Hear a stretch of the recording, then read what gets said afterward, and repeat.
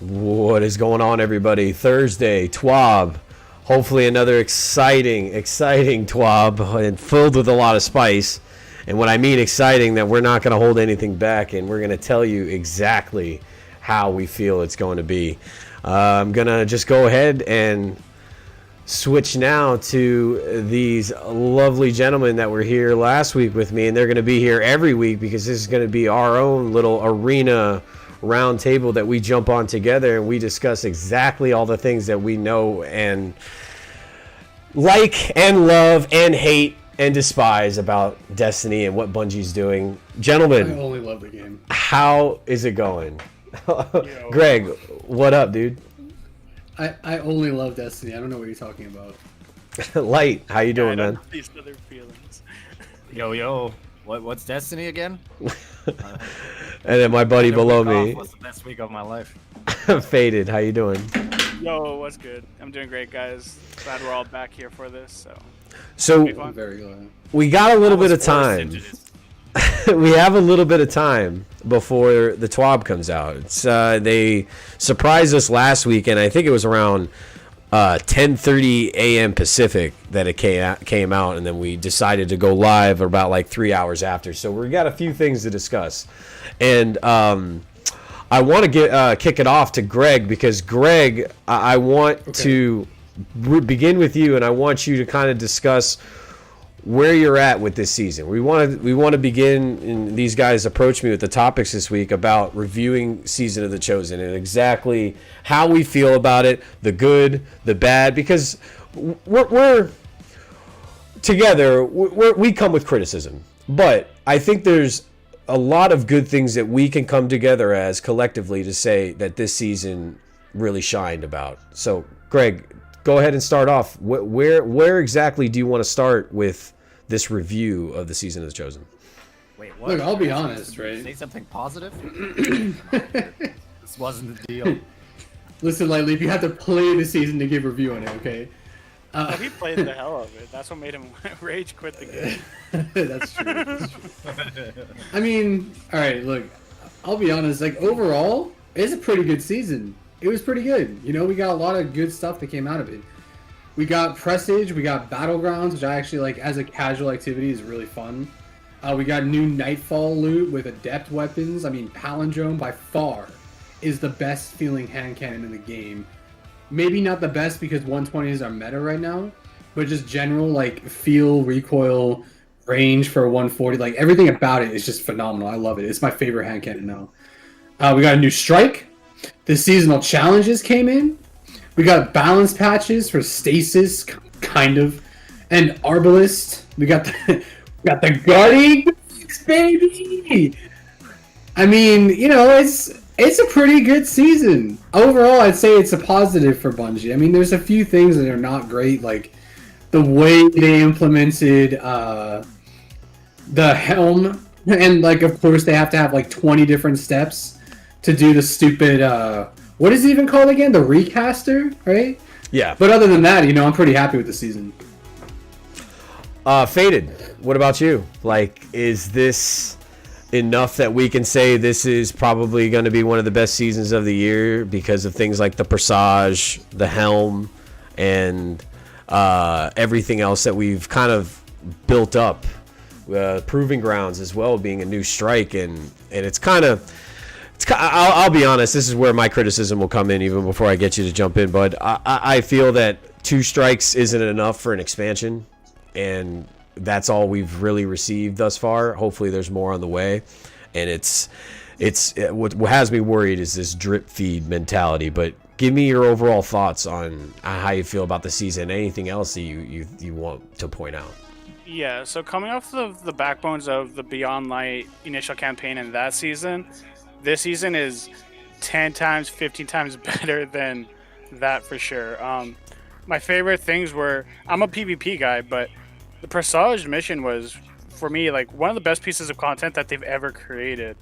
Going into it blind, fantastic. And again, we'll break down each of these points more in depth. We're just giving an overall view, but from that to being able to like chase loot and like Crucible, Gambit, and Strikes. I don't play Gambit, but like you forced me into it with a bottom dollar. Bottom dollar is a great weapon.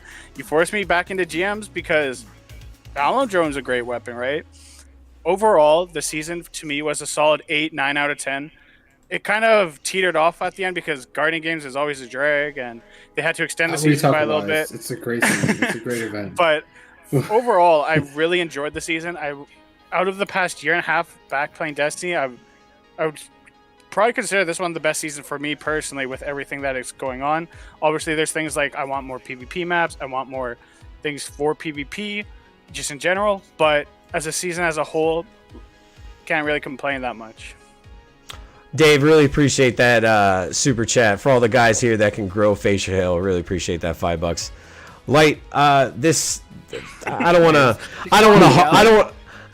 Because I'm patchy? What the fuck? I think he's kind of giving us credit because the fact that he doesn't really grow facial hair as easily, but here we are able to. I think he's kind of envious of the fact that we can. But and I don't want to harken on the fact that you took a little bit of time away from the game, but overall, from beginning to where you felt comfortable and familiar with the season, what is your overall take of it?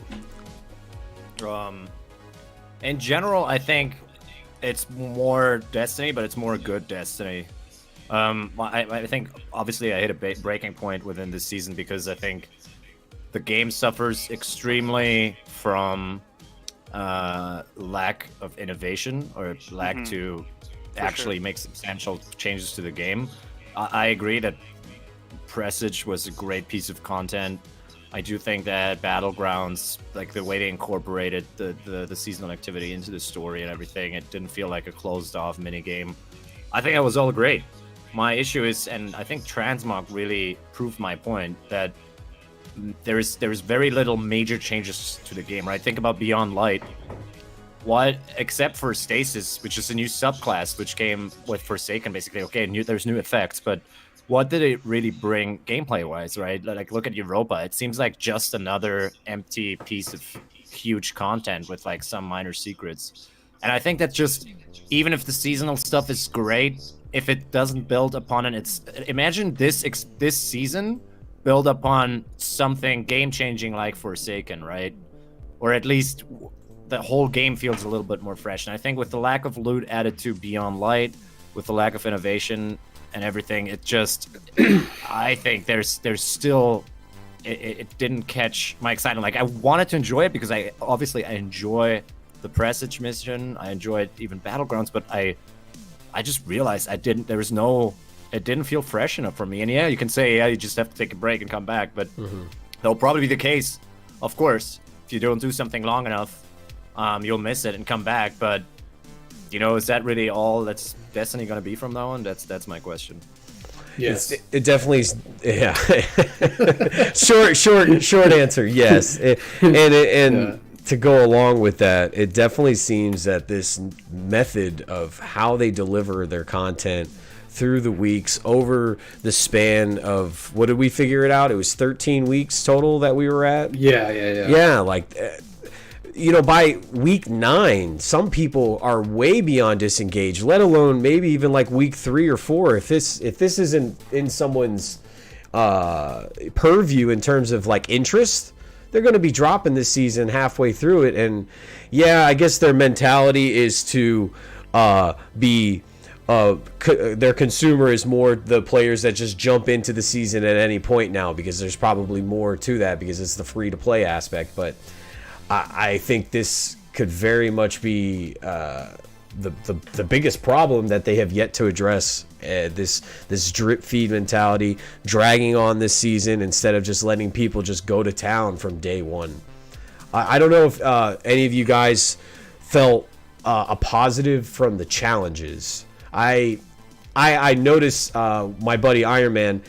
I would think I was like a good 5-6 weeks ahead of him, and he closed the gap easily by just the challenges and the experience that you get. Yeah. Greg, did you feel the challenges were a good supplement in terms of experience, bright dust, and overall rewards for people's time for completion compared to like what we were doing before with weeklies and just overall hoarding them? I have like mixed feelings about it because part of me really enjoyed it, and I think I managed overall to save more bright dust than I perhaps otherwise would have just doing weeklies because I don't know, there's something more satisfying and more driving to me completing it as if it's a triumph rather than just collecting bounties, going to the tower, having to stop by the tower to get bounties every week, whatever, as opposed to just a set of challenges I can focus on. But then I also think the problem is that I still have to focus on them, right? But I don't know how much of the I have to play this thing or whatever, because I knew their whole shtick is to try to get people to earn stuff playing their way. Mm-hmm. But there are problems with game modes that mean that people don't play that stuff regularly, like Gambit, for example. Nobody wants to go out and get 40 envoy kills in Gambit. Nobody wants to go and get like however many like freaking 5 whole ranks, basically going through a whole reset in Gambit. Out of their damn minds. Like, I'll be honest. 50 super kills in Mayhem was a lot. I'm only at 11, and I don't care to go in as much as I play Mayhem. PvP, I don't care. It's what you expect. Right? No, Mayhem is Mayhem. For sure. Like Mayhem is like the you just go in there, and blast your super everywhere. Right. Like right.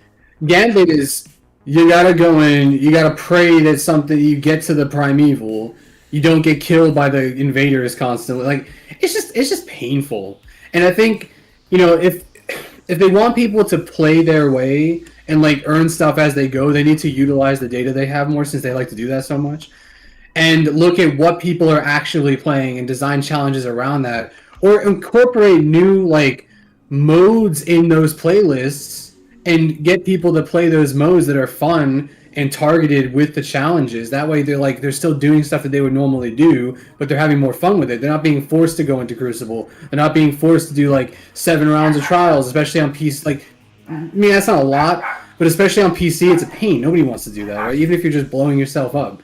Going into Gambit, like there's all these modes that are not in good places that they're making people go to, and I think that's the thing that people are not happy about the challenges. They're having to play activities that they normally wouldn't play instead of finding a way to engage people more in activities they do normally play, or fixing those activities. Faded. I was about to ask you, coming from our perspective, where Trials is the biggest compliment to this game, where did you find the challenges a little bit more of a relief than the bounty hoarding that I'm still even doing with the dailies currently? But where did you find yourself in terms of completing that? I have a friend that completed it all the way. Did you complete yours all the way? I know I didn't. So for the seasonal challenges, I thought it was an interesting idea for them to implement. What I did not like about it is, for me as a player, the things that get me going are trials, competitive PvP, and loot. The bounties didn't really provide that much loot in terms of guns. The best one that they had was the trials one, which was the 7 rounds that gave actually like an igneous hammer for people who didn't have it, and that was really cool. But incentivizing me with like bright dust, incentivizing me with stuff that I already have, and like all that wasn't really big for me. I did actually complete the challenges, and I didn't do them how you're supposed to do it, where it's like week by week. I just waited till week 8 or 9 and did a couple of things, and then it does all the backtracking and completes it much faster. And that's one of the problems I have with the seasonal challenge as well, is like somebody who comes in season 8 can bang them out so much faster than somebody who's doing them week by week by week. On a week by week 2 week grind, it was kind of just boring for a lot of people. I did it for like I think 2 weeks, but I was like, you know what, I'm just going to wait for the end of the season, do them all at once, call it a day. But other than that, it didn't really add much to me. It was just like, cool, it's there. It's another extension of bounties. But other than that, it was just like, okay. I definitely found them more easier and at my pace. I didn't like the weak aspect of something. There's so many times that bounties just go dead in the wind. Yeah. Lightly, what's your opinion on the challenges? Did you find them a little bit more tame, tolerable? It's still a bounty, so to speak, but at least, again, it's at your own pace. I mean, I'm at this point where I'm asking myself, this is like a tiny thing that shouldn't even be discussed. Like, people that give a shit about stuff like that, then, I mean, they're obviously not to be helped anymore. Because like it's a dumb checklist grind, and you get like million of XP for it. Yeah, it basically reduces the pain of everybody hates grinding XP. Everybody just wants to do endgame content, and it's basically reducing the time gating factor by giving you tons of XP for mediocre, annoying stuff. Right? I don't know. Like, it's a garbage. It's something that, like, there's so many garbage systems in the game, and then they put in seasonal challenges. Somebody's like, "Oh, thank God, this is easier." So they're like considered great. But what you should be asking for is, why isn't it fun to play without, like, why isn't it fun? Like, we hated bounties, right? And now they gave us basically seasonal bounties, so you don't have to go into the menu. But like, what, like, I don't know, man. Like, does that really add? Like, why are we talking about that and not about what we're actually doing in the game? Why is this like such a major focus point, right? That just shows the state of the game to me. So my thing because sorry, Greg. The way that things or the way that they have it presented right now, again, it's just like more, like you said, more XP, bright dust. It's like, give us the loot, give us more chances at loot. Like, say I complete a Crucible one, give me a Frozen Orbit, or if I have Gambit one, give me a chance at a bottom dollar. You gave one time for a Trials bounty, and then the Trials bounty gave the Igneous Hammer, and then you gave the submachine gun as well. I could be wrong if there might have been one more, but like, why are not more bounties like that? Especially if they're the seasonal challenges. Like, these should be a step above our already bounty grind. Like, give me loot, give me better loot, not currencies, not experience. Like, that's not fun to grind. I want stuff. Give me stuff. Give me good armor. Give me good guns. Give me something cool. Stop just like, it's a good start, but everything they implement is always just a good start. Let's hopefully for the next season they build on it, put more loot into it, more incentives, because I think like the best thing that you got of it was like 8,000 bright dust if you completed everything. It's like, that's cool and all, but I want more. I think we all do at the end of the day. I think everyone's sick of asking for more, and not in the same way either. We're over the bounties, we're over the way of doing it, and I feel like Eugene is just spider sense is tingling. He's gonna come in here and be like, people that ask for bounties, then we're tolerable with the same thing that we just got, which is bounties. And I've almost come to the conclusion, you guys can weigh on this, that's just part of this game. This idea of grabbing some sort of quest, bounty, challenge, whatever the hell they want to call it, complete it, and then go return it. I just think it's the DNA, and I think you'd have to get a different game to do something polar opposite. Well, that's what I was trying to get at, was that... I don't think... Okay, wait, it's... I don't want to do... Eating chips ASMR, but you're forcing me to. I think nobody's asking for a new game, but you gotta iterate on what you have, right? Yeah. My example of Europa, why isn't there something exciting to be done? Why aren't there suddenly, why didn't, instead of public events, they did some new form of activities? Why didn't it iterate on the stuff they have in the game? Why is there some like giant world bosses that spawn that you can discover or something, right? I'm not talking about a different game. I'm not talking about changing the core mechanics of the game, but I'm asking them to get rid of the stupid seasonal artifact, for example, right?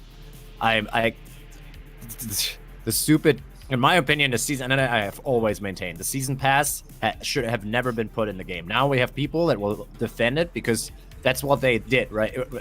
There were the people who just played Destiny, enjoyed the gunplay, and wanted shit without actually grinding for it. And they got the season pass now, and they're going to be like, oh, I'm going to stop playing if I don't. Well, yeah, now they have this player base that they have to appease on so many fronts that they can't expand on like one front in particular, right? And I always hated that. I hated the stupid season pass system. I don't think you play a loot-based game to find loot in the world, not to play like a arena shooter where you just level up and then get shit. And the same thing is, as I'm saying, like on Beyond Light, they could have done something, right? Something new. I mean, I could like throw in ideas now, but I don't know how hard they are to implement. But I'm sure if they would have actually put like real investment into that, they could have figured out something, right? I just like, what is in Beyond Light that justifies the price point? Like that's what I would like to know. The pay to win stasis, easy. Yeah, it's the stasis. At this point, that's the only thing. I mean, like what you're asking for, literally, Lightly, is Forsaken. That's what you're asking for, because we had all that. Like Forsaken had its own problems, but like for example, like the world bosses, there are I think 3 world bosses that you can summon in the Dreaming City that are secrets. We had like we had new maps, we had new abilities, we had like stuff to do every season that came out. Well, right? yeah, if you're like, selling now, an expansion at a base game price, that's exact. Then yeah, I don't right, think exactly. that excuse, that's the thing. Oh, we had 2 more studios jives now, right? Because No, like I they're mean- a studio. Because they're a studio that is developing a whole new franchise on the side. So why are you telling me, oh, we're just one studio now, we can't give you a Forsaken sub-expansion, but we can give you something way smaller? I don't know. Like, if you ask me, Beyond Light, except if you take Stasis out of the equation, it felt less than Shadowkeep for some reason. It right? did, yeah. And I don't know. I think it felt There close. was I some think good it felt things with close to Beyond the Light, same.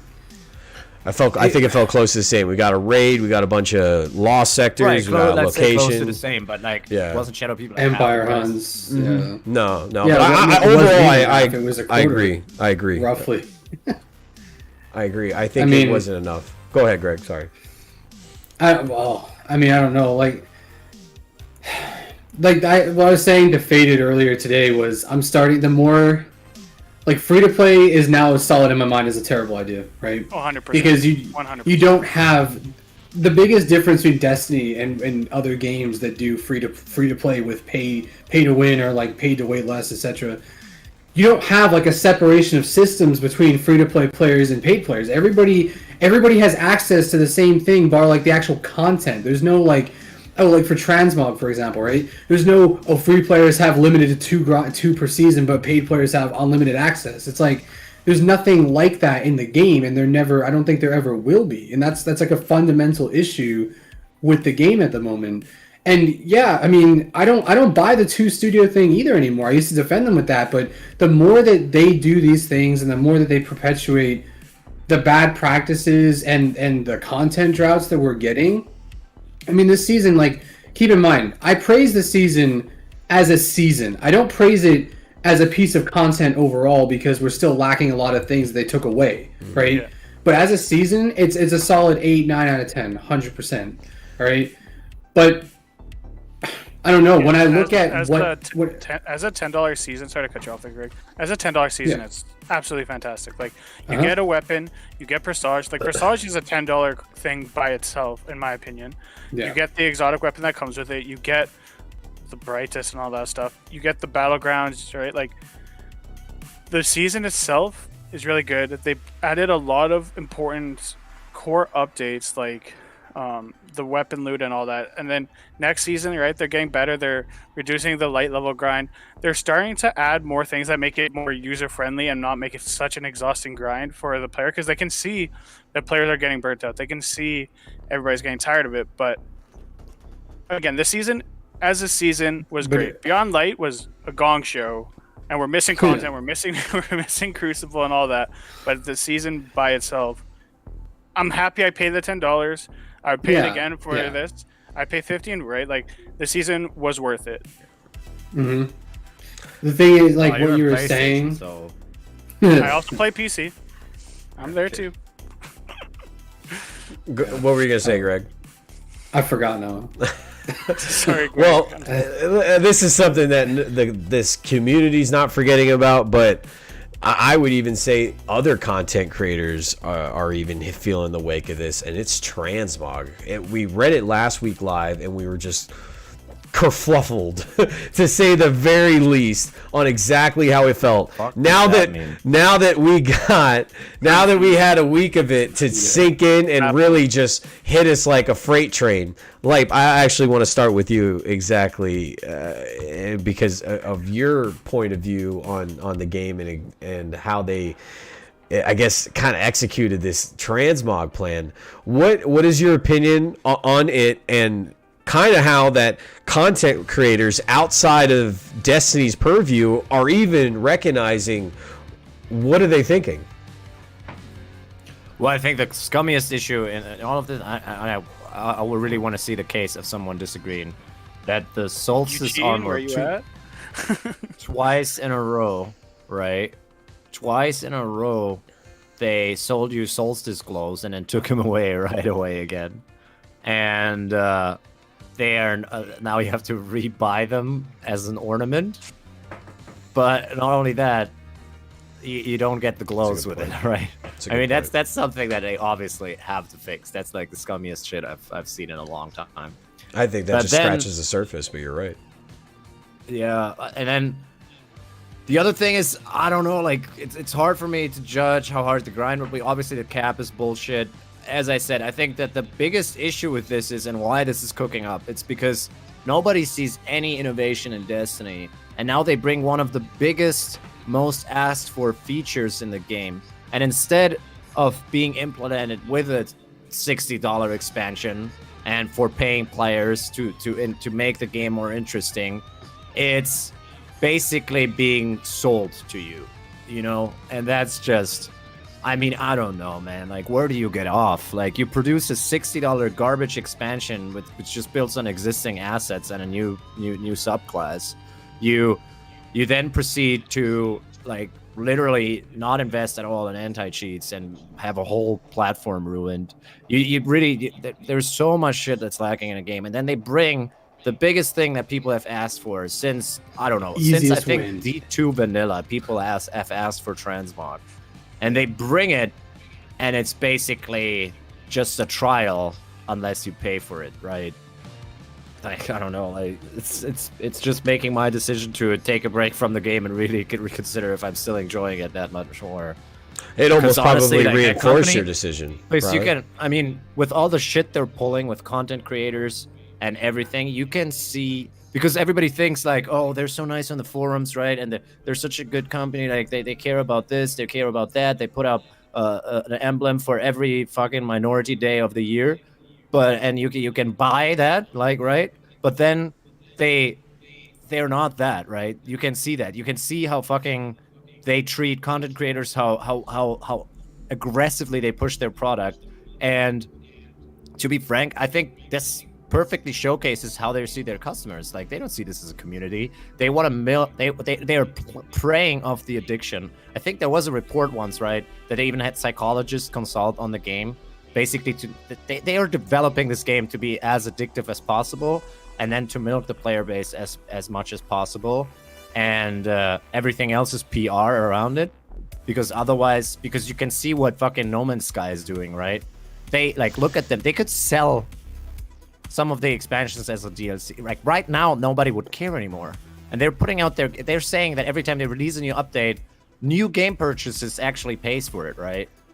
Which is just astounding to me, right? You can see that there are other models out there, and I'm not buying this bullshit any longer. Like, The thing with let's Bungie, treat it as what it is. Sorry, just to end. go Let's ahead. treat it as what it is. It's a product. If you like it, play it. Nobody will. I'll not tell you to not play it if you don't. If you enjoy it, but let's stop pretending that Bungie is some fucking angel when it comes to the gaming industry. It's really a rip-off product at this point that's being sold at premium value, and that's it. So for me, the thing that is the most glaring is everybody's starting to see through their bullshit. We watched Angry Joe show clip. I was He's just about to literally, comment that. yeah, he's literally Good. telling. I'm glad someone said that. Yeah, he's literally telling Bungie that they're stupid. Upper echelon is telling them that this is the most egregious thing that's being put into a video game and most predatory. And the thing is, Bungie and everybody's starting to see it. And these, you can't even say these people are burnout. They don't play the game. Angry Joe 7 years ago made a video review on Destiny 1, and everything he said about it then, almost to a T, still relates to it 7 years now.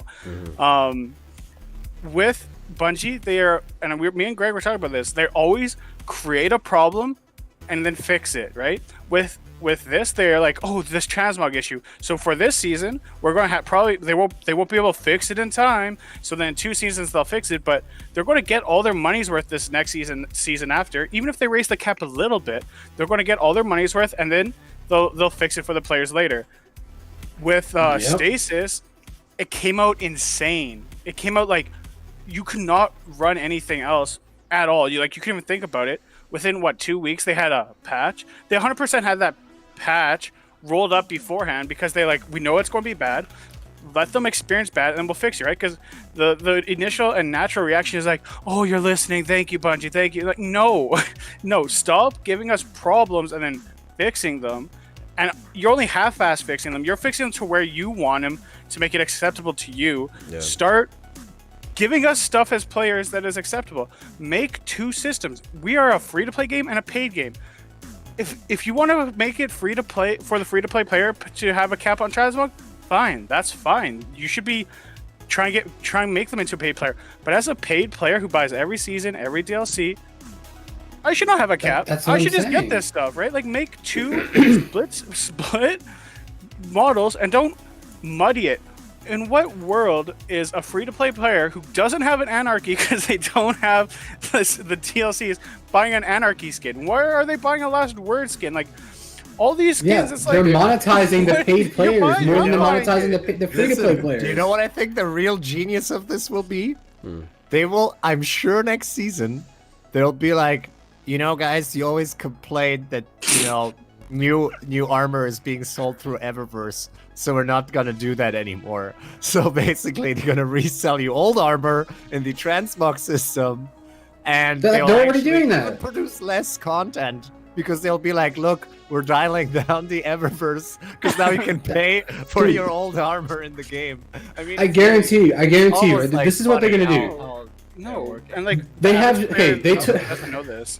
Go ahead, Greg. Sorry. They have shader packs, right? No, they said at the end of that talk, oh, don't worry, you'll get a shader pack for free. First of all, what the fuck is a shader pack? Where did this idea come from, right? Pack of shaders, bro. It's free. They're gonna start monetizing that shit. They're gonna take the old content and be like, yo, Black Armory, you don't want that. You just want the shaders, boy. Don't worry, we got you. Here's a Black Armory shader pack for you. 1,500 bright dust. Boom, done. Easy money for them, right? Or 400 silver. 400 silver, right? Oh, easiest money they'll ever make, right? The thing is, like, I don't understand. Lately, if you're talking about, oh, they're going to be reselling us armor, at the rate that I have to earn it, they may as well already be reselling my armor, okay? Like, if I want 8 sets, just 8 little measly sets of armor, right? I got to grind for a year and a half. Or I could just pay up and unlock the armor that I already had that they took away and then completely removed for free, right? I mean, for what is it, like £10 or something, right? So, like, this is where my utter disgust comes in with it. It's not just the fact that they're predatory about it. It's the fact that we pay, like, most people, I would say most people buy the deluxe with the season pass, right? Because you know you're going to play the season. You pay $80, all right? And then you pay $80 for Beyond Light, and then they took away the $150 worth of content that you already played. They took away your armor, they took away your shaders, they took away all that stuff. I mean, the shaders you already have, but sure. But they took away all the accessibility for that content, especially the Solstice ornaments. And they said, you're never getting it back, but you can earn it at an extremely slow rate, or you can pay us again to access it. Right? And that's where, like, the continued remonetization of people who already paid for content, who are already paying for things in the game. Like Faded said, no free-to-play player is going to be buying armor ornaments, exotic ornaments, weapon ornaments. Like, they're not paying for that. It's the people that are already paying for the game, already paying $60, $80, $200 if you're like a hardcore person with the collectors, right? Yeah. It's those people that are already being targeted and being asked to pay more money for the game. Because it's free to play. Because it's free to play. I'm like, dude, you're making money out of the wazoo. You're selling full-priced expansions. You're selling DLC, full-priced expansions, season passes, like Eververse, Transmog. Eververse, like where's this money going? No, At really, this point, it seemed they wanted to be liberating. When people used to say, go ahead. Sorry, Wolfie. Like when people said, like we used to say, oh, you know, it was bad under Activision because of all the monetization and everything. You know, I'm calling bullshit on that, to be honest. At this point, I'm nearly 100%. That Bungie's pushing that. 100%. Every bad decision I think was made by Bungie trying to just make as much money as they can. And now it's even worse. Preacher nails it. He's saying we're listening. No, the fuck you weren't, or you wouldn't have done it in the first place. Yeah, exactly. Well, yeah, but I mean, I made this comment. This is literally that the community managers respond with "we're listening" is the most funny thing in this planet. Because honestly, I'm not buying that. You're not that stupid, right? No. They're not that fucking stupid. They're not. They're, Like I they're refuse smart. to believe. Well, And that's that's a compliment. Like I'm saying that because I think you're evil geniuses. I don't I Well, agree. the thing is, Twitter and like Reddit and stuff. That's a vocal minority. The average player is going herder into patrols, going herder, like collecting bounties, going playing a game of Gambit, a game of Crucible, and getting off for the night. Right? They're like, oh yeah, that was fun. I got to blow up people with this whatever gun. I died a couple times, but whatever. Right? So they play like an hour, 2 hours. Right? The problem is, it's the veteran players. It's the people who actually care about the game, who play your game, who like Fund the have valued game. your game, and then you're just shitting on all over us because you're like, oh, but we're getting all these new players in. Your new players will come in for a month, maybe buy a season, maybe do something here, there, and then fuck off. And now we're the ones being left to pay the bill because you want to have that player just go come in on PC, be like, oh, it's free to play. Okay, well the $30 I would have spent to try this game, I'm going to put on cheats, go into trials, shoot a couple people, have fun, leave. Right? Like. That's your free to play player. Your free to play player isn't, oh, this is so great, I'm gonna go buy all the DLCs and this Anarchy skin now that it's been in here. Like I got the Anarchy. No, that becomes a veteran player, right? Like your free to play player is just doing patrols, and the stats show that. These seasonal models and the way that we see transmog, how sunsetting was rolled out, giving us back things that we already grinded and spent time for, and now doing it with silver, so to speak, now with transmog.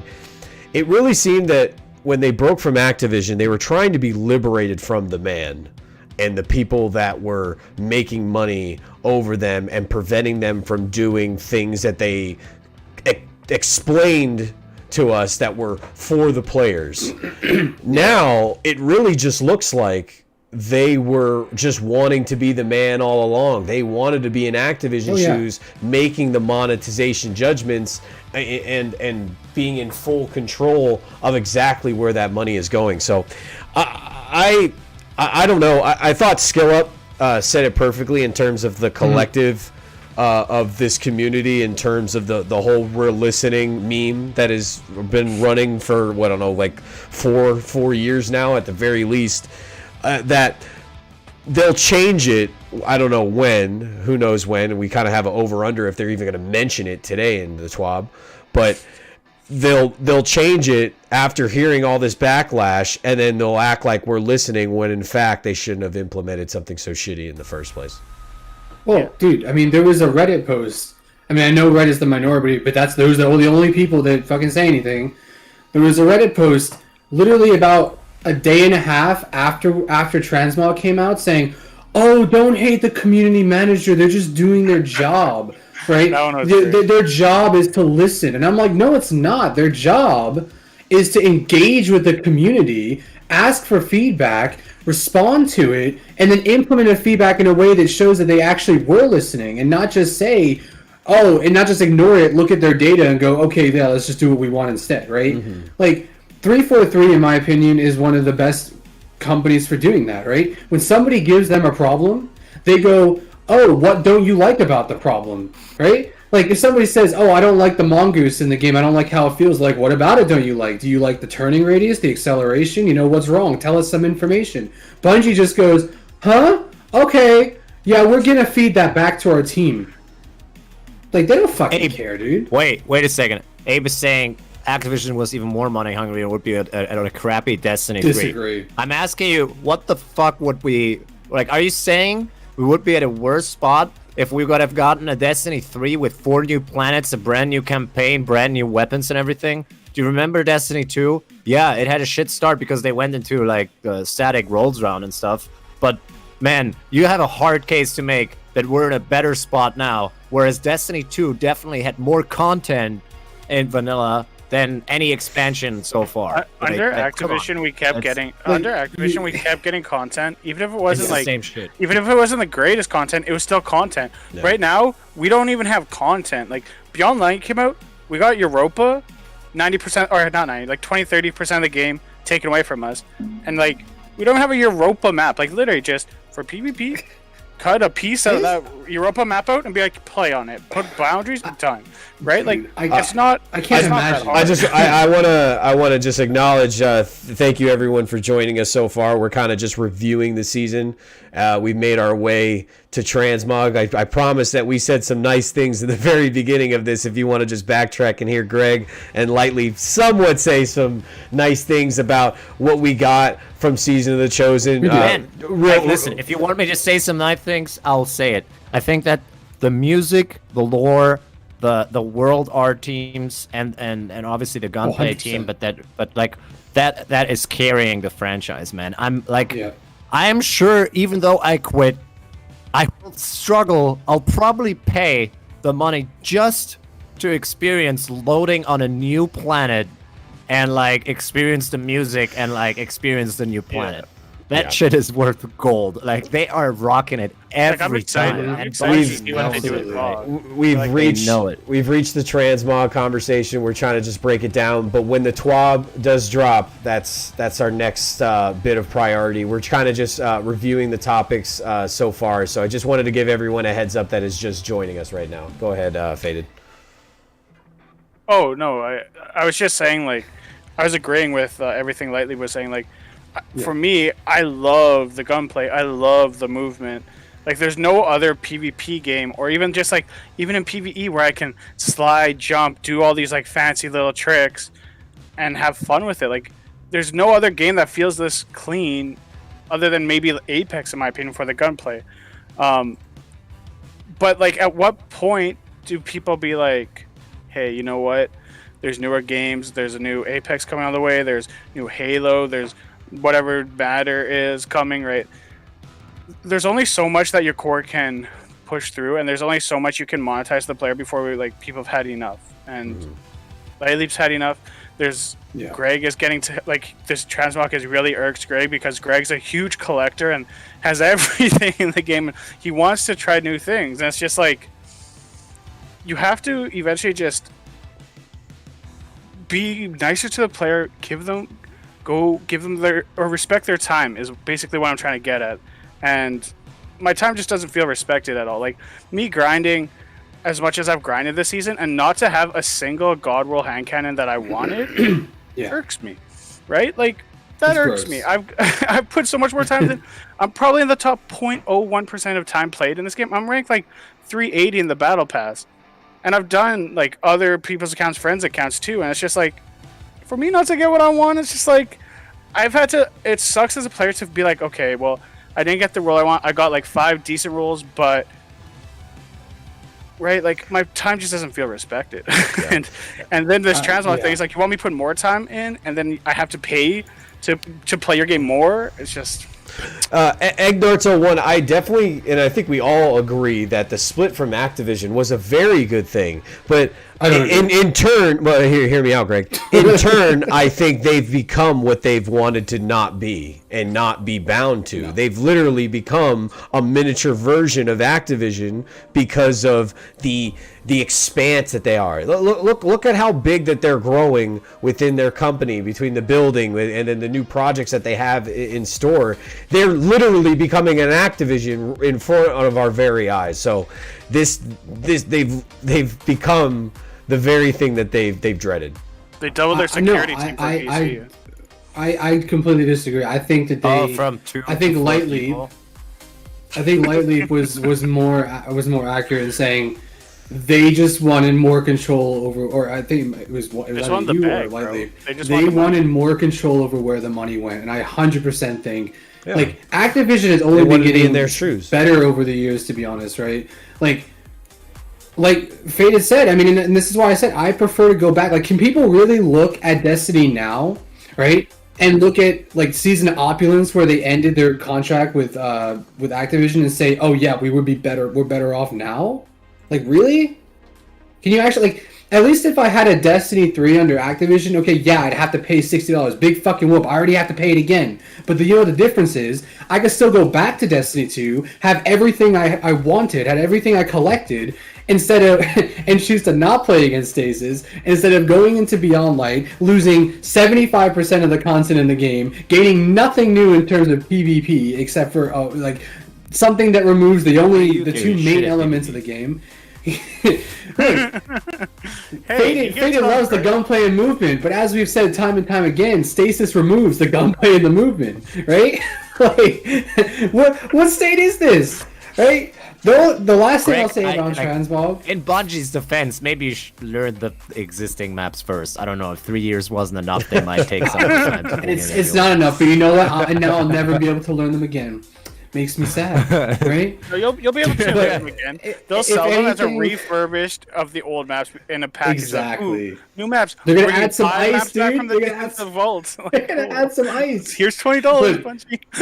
If there's one thing that needs to come out of the transmog situation, though, is they, at the very bare minimum, they need to fix the 2018 and 2019 Solstice stats, because people paid for that. They were literally forced out of using it. And now they're telling them they're never going to get it again when they paid that money. Mm-hmm. And they have to fix that. It's insane. I don't understand how, number one, people aren't in legal trouble for that. And number two, how people are just okay with going, oh, well, you know, they'll do something, you know, who cares? They're listening. Here's where I, like, let's be real, because some people are, like, saying, I think that the most likely thing what happened with Destiny and Activision is that they were on the contract. Activision wanted a third game. They wanted Bungie to innovate. Bungie wasn't able. They knew if Destiny 3 was released, it would probably mean the end of the game, because they weren't able to innovate enough to actually sell it at a full price. Like, as Destiny 2, already people were complaining, and I think Destiny 3 would have just been more of the same shit if just for some reason would have been more obvious. And probably Activision did not enjoy the plan of letting them drop. They could have the choice of getting $100 million payout or going with a D3 and then letting the franchise die. So Activision chose the $100 million payout. Bungie decided that they could earn it back because they knew that the player base would be addicted idiots and they would basically buy the bad D3 version of the game if it's sold to them piecemeal at the exact same price for 5 years as expansions. And they did. But they didn't need to earn it back because NetEase gave them $100 million after they split. Right, that's true. They now have an investor. They got a cash injection. Like, that's the other thing. I don't know. I don't know. I don't know. But like, again, would Destiny 3 have been that much of a hot mess? Like, I can't really say how much worse or better it would have been, because the way it is now, it feels worse than it would have been potentially, right?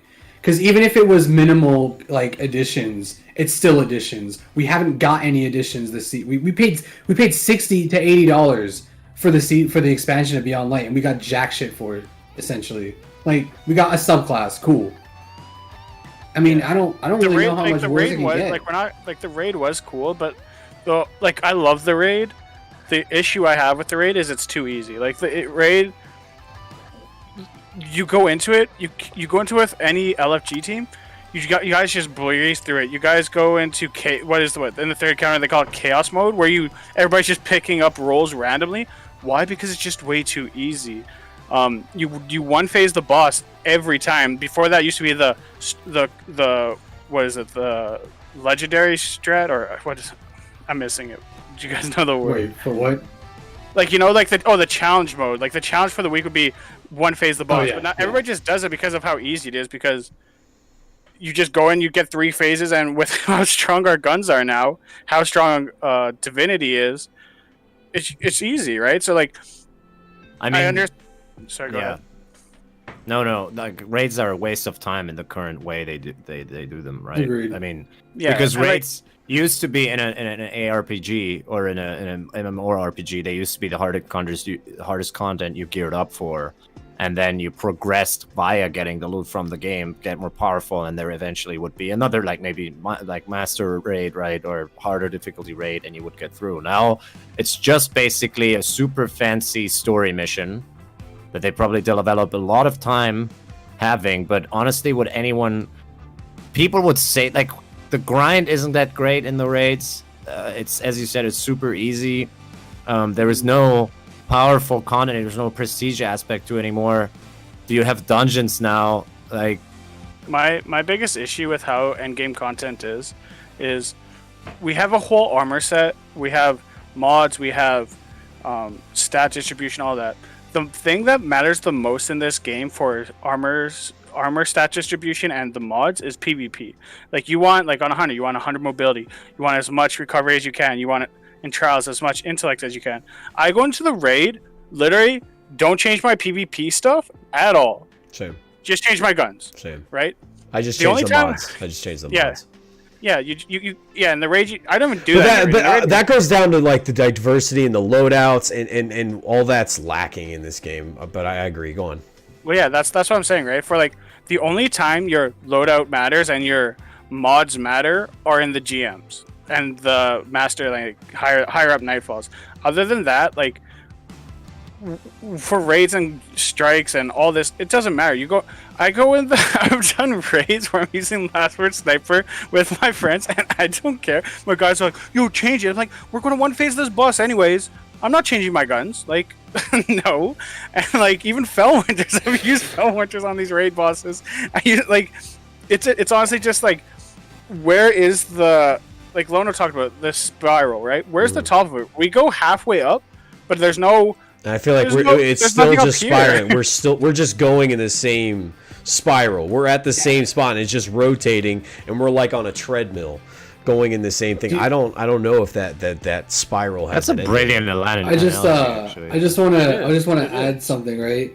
Krebsy made a good point about, they don't innovate because they have no competition. Thing is, I think part of the reason why there's so much backlash right now about transmog and why there's so much like upset from people outside the Destiny community, Which is wild. because Bungie have added something to the game where they finally have competition from other games for it, right? Yes. They made the mistake of themselves, but it's also a benefit to us. But it's it would be if they did it right. But they also made the mistake of introducing something that also introduces competition to their game, right? They now have put something into the game where there are existing products, existing games and systems that you can directly compare it to, and people are finally looking at it and go, "Why the hell do we have this?" Mm-hmm. Right? Yeah. And you're exactly right about something. I just saw your message in chat, and it's true because people are saying, "Oh man, I'd rather have this right now than a D3 because I'd rather keep all my loot." Bro, like you didn't get to keep all your loot. Like That's what I'm in saying. D1 at least you can go back now and still have all the shit, but in D2 they just took it all away. Like what are you talking about? Right. Well, you can run the same. You have all loot, your right? collections, and this is the exact point that I realized. So, and I think, I mean, this is getting maybe a deep far, and like obviously this will sound like I'm projecting, but I do think after deleting my characters, I realized that you obviously naturally, because you play this game as a hobby, and a lot of us do, you have this unnatural attachment to everything in the game. And that makes you play. I think that's a part of it, right? It's like you have so much, you have invested so much into the game that you just keep on going, right? It's a sunk cost fallacy. It's what they warn against in basically any kind of investing. And once you get rid of that, because now I realize, wait, what am I actually doing? And there's another thing. What I have so many questions. For example, we know seasonal content is going away, right? They had. Say what you will about sunsetting, it solved one problem. And with the rhythmic content, right, that's getting removed, if you would return, you would be like, oh, I didn't miss anything because that stuff is sunset, right? You don't really need it. But now I have the question, if guns go away, because I can tell you right now that even if I like come back to the game seriously, let's say, or even casually to play like PvP with Faded, right? And I drop into a season and he's going to tell me, you know what? The best shotgun in the game, or there's actually only one viable energy shotgun, and it's Fellwinter's, but you can't get it anymore. Well, okay, when am I able to get it? I don't know. When I play for 1 season and I play for 2 seasons and it's still not there, I will just be like, fuck this shit, I'm out. Like, I'm not gonna play this game, get trashed by an energy shotgun that I have no chance of competing against, right? That's actually what my friend did. He actually quit because he didn't play for the Fellwinter season, and he had to use a 7 Seraph, and he's like, bro, these kids are mapping me. I can't even compete in trials. And he's like, you know what? I'll come back when it's in the Everver or the kiosk. And that's what he did. Like, he's back playing now, but he took 2 seasons off because he's like, I can't compete. There's nothing I can do, right? Like, Yeah. can you imagine if they have guns like the Anarchy, where you can't get like Dead Man's Tail after this year if it's not in the kiosk, right? Like PC is being like that's the meta is Dead Man's Tail. If you can't use that gun, you're at such a disadvantage. So, I'm wondering too because yeah. Yeah, I mean, I don't because they said they're removing sunsetting, right? So they're not doing sunsetting, but they didn't say what's going to happen to weapons after the seasons go away. Right. So, like, I mean, we they're have not- a problem right now. We have a So, problem like, right they're- now with Trial Sniper, right? It's I not saw- available Yeah. at the I moment. think it's gonna come back next season. I think they'll think- probably we don't rotate know, them, right? but like, Yeah. I mean, are they just gonna like throw all the seasonal weapons into the world loot pool? Like, yeah, I don't know. It's a bit strange. I think they're It is gonna a weird pick and problem, choose. right? I think they're gonna pick and choose when things come back, and they'll be like, "Hey, if you miss it this season, it's coming back next season." You're just like, I don't know. I think they're gonna create their own like Well- mini FOMO, but it's not gonna be that bad because whatever you miss is gonna come no. back the next.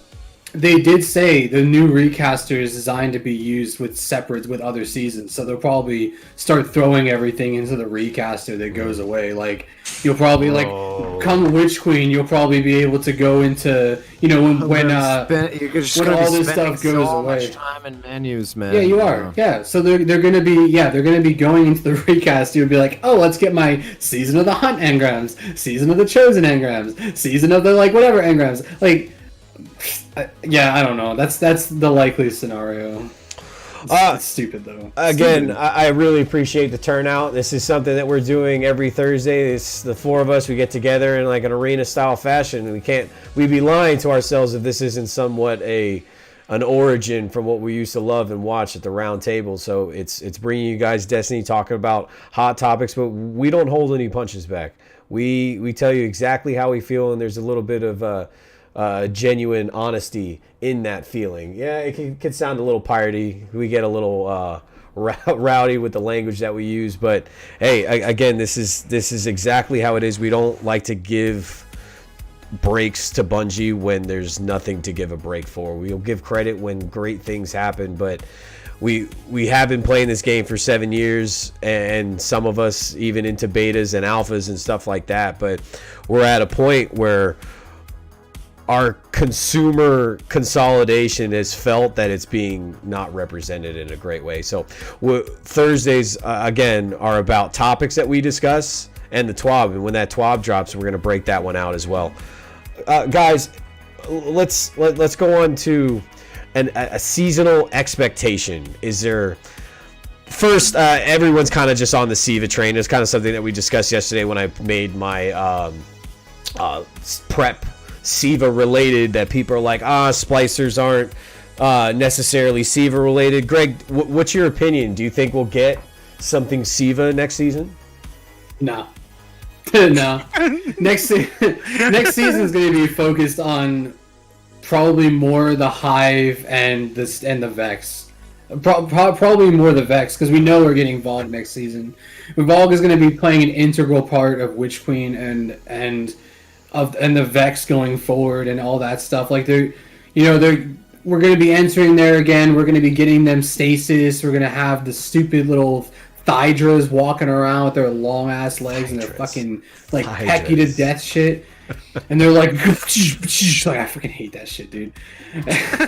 Like that's gonna be the focus next season. It's probably gonna be all about this, either the Vex or the Hive, like one of the two. And they're going to tie Vogue back into the story somehow. Yeah. Right? Like we're going We're back gonna get here, all our time asymmetric travel, hunter and- armor and cry Yeah. about it, and Yeah, they're definitely going to use this raid as a big focal point. I think it's not just going to be You know, like, if we they- can go back there and have fun on it, right? Like, if they don't give me an armor set in Eververse that gives me a big old set of Thydra wings in the back, dude, I'm gonna be mad. I want to look like a walking, talking chicken, dude. could you imagine just like 2 times your size, just like Just this huge thing, yeah. And like the chest piece is like a beak or something. Like, that'd be great. yeah. I know it's probably a fool's dream. Eugene's making it very clear in chat. All SIVA Fallen are splicers, but all splicers aren't SIVA Fallen.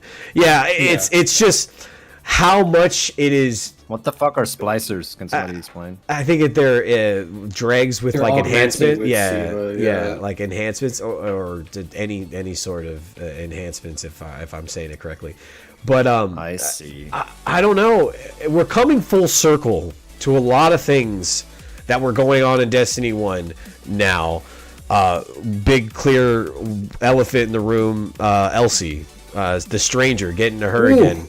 And I think we're going to have maybe, 2 or 3 more things from D1 that were huge. I'm crossing my fingers for the Dreadnought. I always used to love Lono's. I would love the Dreadnought. Yeah, it was my favorite destination in D1. I spent hours there. I love the strikes there. So I don't know. I think it could possibly be in the cards. Maybe not necessarily 2 weeks. We see Siva's triumphant return, but I personally think the Dreadnought will come back with Witch Queen because it's going to be Oryx's sister, right? Is that? Well, Luke Smith said it's not coming back.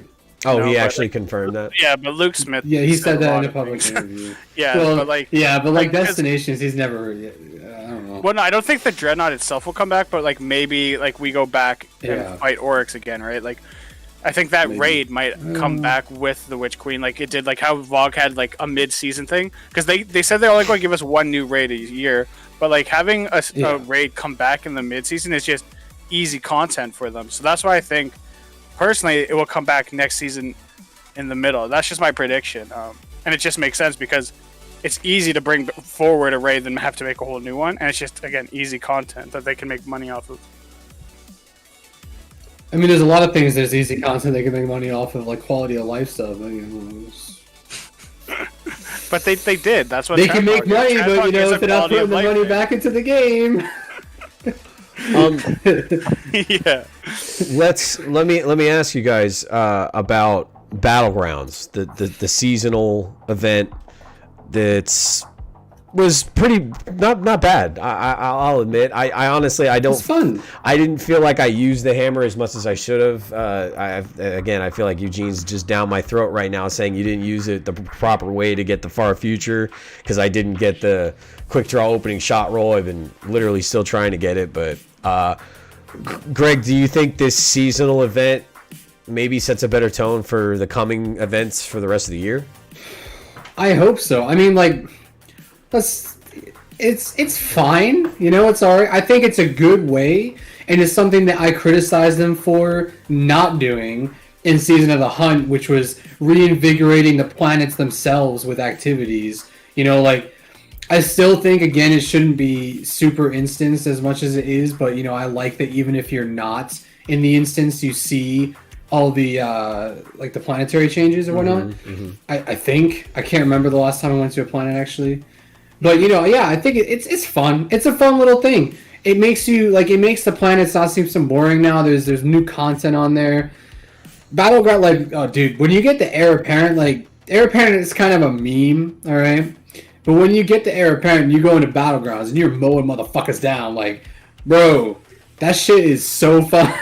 Yeah, I was saying Heir it's Apparent is actually so like, much fun to do. Like yeah, mowing all that those shit's trash cans, and you fun. have so many. You're just like ramboing them. Oh my god, I actually like loved it. I was like, this is great. Yeah. This is what I want to do. I want to feel powerful. Like,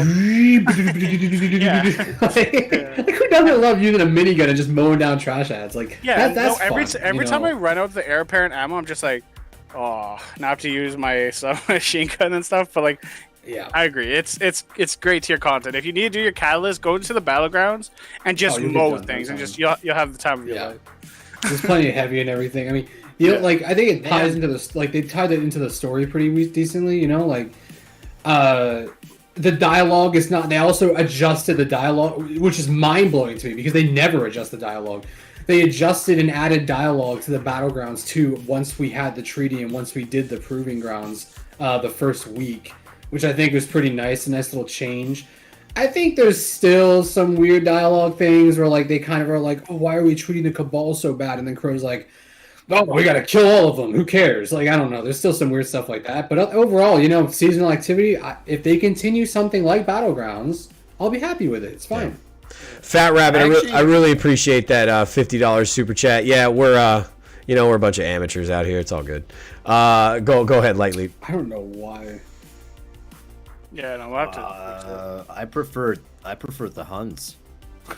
Really? No, you Really? didn't.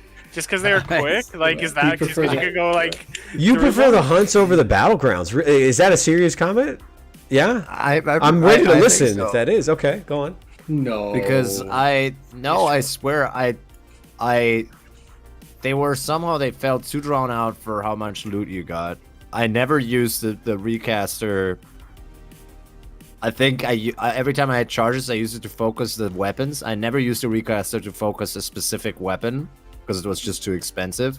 That's just the too fucking economy grindy. problem, Yeah. And sure, for a season, it might have been a bit light. I would have expected the hunts to be harder, but I think they were nice and quick. They were nicely put into the world. You could repeat them and get the loot all the time. I don't know, man. I thought hunts exactly. What Robert Jones is saying. I think hunts was a better loot grind, and Yeah. I didn't mind. And for example, what I really enjoyed was that the last hunt mission, you had to regrind to get a rare ship. And it was peak Destiny for me to get that rare ship. I don't know, like Yeah, that to was me, good. That was a good part of it. So I and can... battlegrounds, while good missions, they were just drawn out. The loot wasn't really worth it because the charges weren't really worth it, right? You got umbrals from anything, so I could mostly, I think most of the time, most of my weapons came just from using the free focusing of umbrals into chosen implements and just live with the armor. So yeah, like battlegrounds is a better activity, Yeah. but just compared to the hunts, which felt so like casual and so nice, they fit into the world, and I don't know, it felt actually like you're hunting shit. So It could have for- been more difficult I and don't more know variety. about We can that. talk about that, but I think it was fun. If they could It was find some way way more to get the casual. best of both, I think they'd have a good unison in terms of both loot and activity. Yeah, so for Yeah. me with this, so when Season of Hunt came out, I did maybe 5, 6, 7 of them, not many. I was like, this is the most boring thing I've ever done. It was super fast, but it's like, why am I chasing a green boss that I go in? Then they have this whole like space for him, and then you literally just 2-tap him with an anarchy, and he's dead within a second. So like the activity itself for me was meh. The loot was meh. The only thing was good was the grenade launcher. The only good thing about this Season of Hunt for me was how fast it was, and I wasn't about that. I didn't even grind it. I did, like I said, 5 to 8, and I was like, this isn't for me. There was some quest line for it. I was like, I ain't doing this. I actually did the full recaster. One sec, so I did the full Helm. No. I did all of it. I did the battlegrounds. The thing I like about the battlegrounds is I love feeling powerful in Destiny. I love being able to go in there, feeling like a badass, killing a whole bunch of dudes, have infinite ammo, and just like, right? That's what it gave me. The problem with it was a little too long for me. And the problem with it was the economy of the hammer charges. Even fully charged, it never felt worth it to me to spend 3 charges to focus onto a sniper or 5 to get like the double perks on the end. I really liked how... Bro, who's this Zubair guy, man? Zubair's like he's probably the biggest reason why I still stream, just so I can read his stuff every time. Yeah. He's hilarious. Yeah. Focus weapon. He's that hilarious. seems fair. Yeah, that seems real Yeah, fair. yeah. Make it 5 anyway. But yeah, they took the best part of hunts, made it worse, and then like that's it, right? Hunts was missing a good activity and a refined loot system, right? So what did they do? They made a great activity with no loot system at all. Like, Yeah. Why- if that doesn't There's sum up something that Bungie in a Eugene- nutshell, I don't know what does. There's something I have to qualify about the hunts, because Eugene is right. There were 2 problems, right? You still had to grind to get the charges. Because I always just played them, oh, my thing is full, I don't know what to do. Oh, I'll just do 5 hunts in a row and get weapons.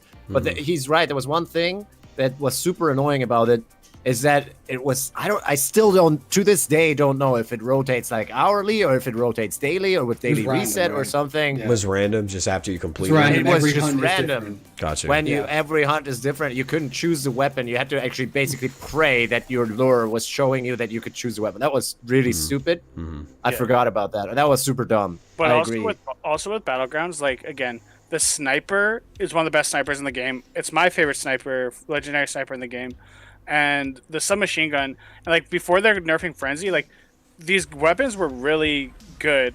A problem though I've also had is the armor's like meh. the armor was so meh. The armor looked meh. You get like low rolls. Yeah. Even if you focused it, like it wasn't that great. But I'm just The talking from armor my in Hunt? No, the No, armor no. in Battleground? battleground. Battlegrounds, yeah, it's Bro, very that I don't even know how that made it into the game. What the Yeah, fuck is that? yeah, it's Everybody's terrible. wearing a But giant dildo on their head. But again, like the activity for me is what sold it. The sniper, I got like 3 quick draw opening shot Wolvie by just doing the first level Ah, engram. man, good Just for FYI. you. Awesome. Thank you. Awesome. And they were all great rolls, just accurate. But anyways, I Your like RNG is awesome. Great. big flex. But Yeah. anyway, My RNG is godly. my man's I talking just- about, oh, I feel so bad I didn't get a palindrome, and then flexes his Wolvie's favorite gun on him. Like, Oh, I still got God but roll anyways, palindrome. I just want to try it. I don't know if it's my I favorite. also got a God Roll Palindrome. Yeah. Oh, yeah, yes, oh, yeah, you yeah, did. you got You're it. right. Yeah, okay. yeah, okay. you got. Good job, Lightly. Proud of you, bud. How do you do all the jams again? Explain to yours. But yeah. No, I don't know. The activity, shorten it a bit and make the economy a bit better, and then you actually have some good seasons of content. Problem is, next season, they're probably going to be like, okay, here's a shitty thing, but now we're going to have a great loot economy. It's like, find the happy balance, you know? But That's what I'm saying, dude. Like, there isn't, like, you're right. You're right in the fact that the loot for hunts was way better. It still didn't respect time because, you know, you'd spend 10 seconds killing the boss and, you know, you'd spend 3 strikes getting the charges. But, strikes, the, that's like Crucible. or whatever, 3 activities getting the charges, right? So it was still a terrible return. But, like, you know, it was there. All they had to do was fix that. And what they just didn't. They just made a way worse system with this Umbral recaster Yeah, thing. they just I made it don't much know. grinder. Like I even thought, like Yeah. I was like, okay, I'm going to level up the whole helm and it'll be great. It's like I still get 2 charges per thing with a chance at a third. It's like I that have ain't never gotten a 3rd charge. Oh, Yeah, I have. never. I have that RNG. At Really? least. I I've have done like that 60 and I working. haven't gotten well, a I'm single glad one. you got a third charge, will be. That's about all I had. Yeah, that's about all I got. But yeah, like so basically you have to run 3 double charges to get 2 snipers. That's about 40 minutes worth of time. Like where's the Yeah. time respecting? I'm not trying to be doing this forever. Like I like doing it once or twice a week because like I feel like a badass, but after that, like the feeling wears off. I want to go kill people and other things. So Shadow Price, that's really interesting. I enjoyed Prison of Elders as well in D1, and I think maybe finding. I don't think we need that activity itself, something related, if not a mimic in some sort of fashion. I don't know. I felt like comfortable just going mind numb in Prison of Elders content, but I don't know. That might have been just me. What about? I think Prison of Elders would have Go been ahead. great for the what's it called? What's that weird exo training thing that Braytech that Clovis braided, like the training simulations? Like that should have been a Prison of Elders style content. Not whatever the hell we got with no loot in it. Yeah, the Exo Challenge for sure. Yeah, for the sure. Exo Still challenges. amazed Yeah. about the ability of if I would go to my boss and say, listen, I don't have time to, and he would let's just say my boss at the beginning of the week would tell me, listen, I want this and this and this and this from you, and in the end of the week I would be like, listen, I didn't have time to do all that, and then he would ask me, what did you do? I would come up with like 10 different useless things. He would just fire me after 2 weeks, right? Right. And Bungie does the same shit with us all the time. They're complaining like, oh, just one studio now. We can't give you Forsaken. Oh, this and oh, that. And I don't know, whatever. And then they bring out fucking EXO challenges who no one asked for. No one is playing and No. doesn't have any loot in it, right? Like, And, like, what? Correct me if I'm wrong, right? But like they randomly rotate between Pinnacle and not Pinnacle. So it's like you don't even have, or maybe it's not random. Maybe it's just like Pinnacle 1 week, not Pinnacle. But like, so you gave us like an inconsistent loot source for Pinnacles too. Like it's the worst thing they've ever added. Sam says, loving the podcast, Wolvie. It's nice to have community members who aren't afraid to criticize Bungie and not tiptoe around the problems, not because you hate the product, but because you love it.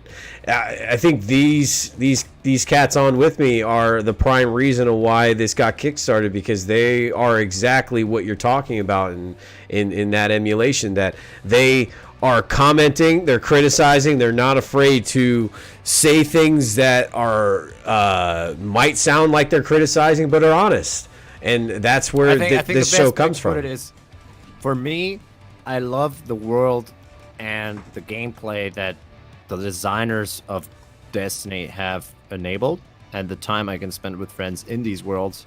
But I hate the company and Bungie and what they're trying to do with it, and how they're 100%. ruining that 100%. potential. I think that's the 100%. biggest, that's the best way to put Like it. if another company And at some had point, everybody control gets of into a Destiny- breaking point. Yeah, if another company had controlled Destiny, that wasn't as greedy. Like Destiny could easily be the best game on the market. Destiny has always had the potential to just hook you in and be amazing, and that's what everybody still is on, is the hope and the potential. But like, what people have to understand is we've been doing this for 7 years. This is why I've called this game a 7-year beta, because we're still waiting for the Destiny we've been promised since it came out. We were promised a game that, like, our imaginations were blown, but all we're getting now is transactional loot, ways to milk the players, loot that I can go buy and not just earn in game, and then I'm having the exact same. I'm shooting the same guys I've been shooting since. Faded, I don't think it's next year, greed. bud, next year. I don't even Give think them a it's greed. chance. I think it's the inability of the management. Yeah, you're brainwashed. I think it's inability. It's really No, the they're management. Because look at stuff where creative has direct control over, right? The worlds and the stuff like that, world building, the scenes, the art. That is all flawless, right? Because nobody tells them how to do it.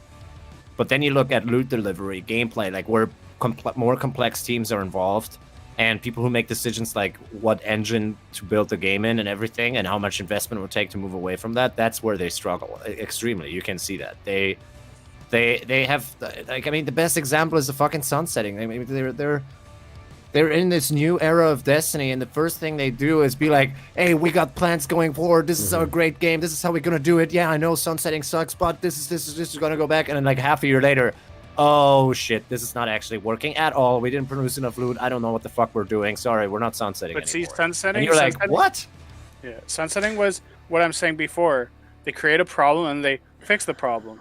But now, like, the problem is, in 3 years, we're going to be at the exact same spot we were before sunsetting, where everything's too powerful. They're going to have to find a way to stop us from using it, right? And then they're going to be like, oh, okay, sunsetting's back, or they're going to find some other system to. I don't think sunsetting was. I don't think getting rid of all of that was a mistake at all. One other thing I just want to say, we're talking about in the chat, we're talking about stat rolls.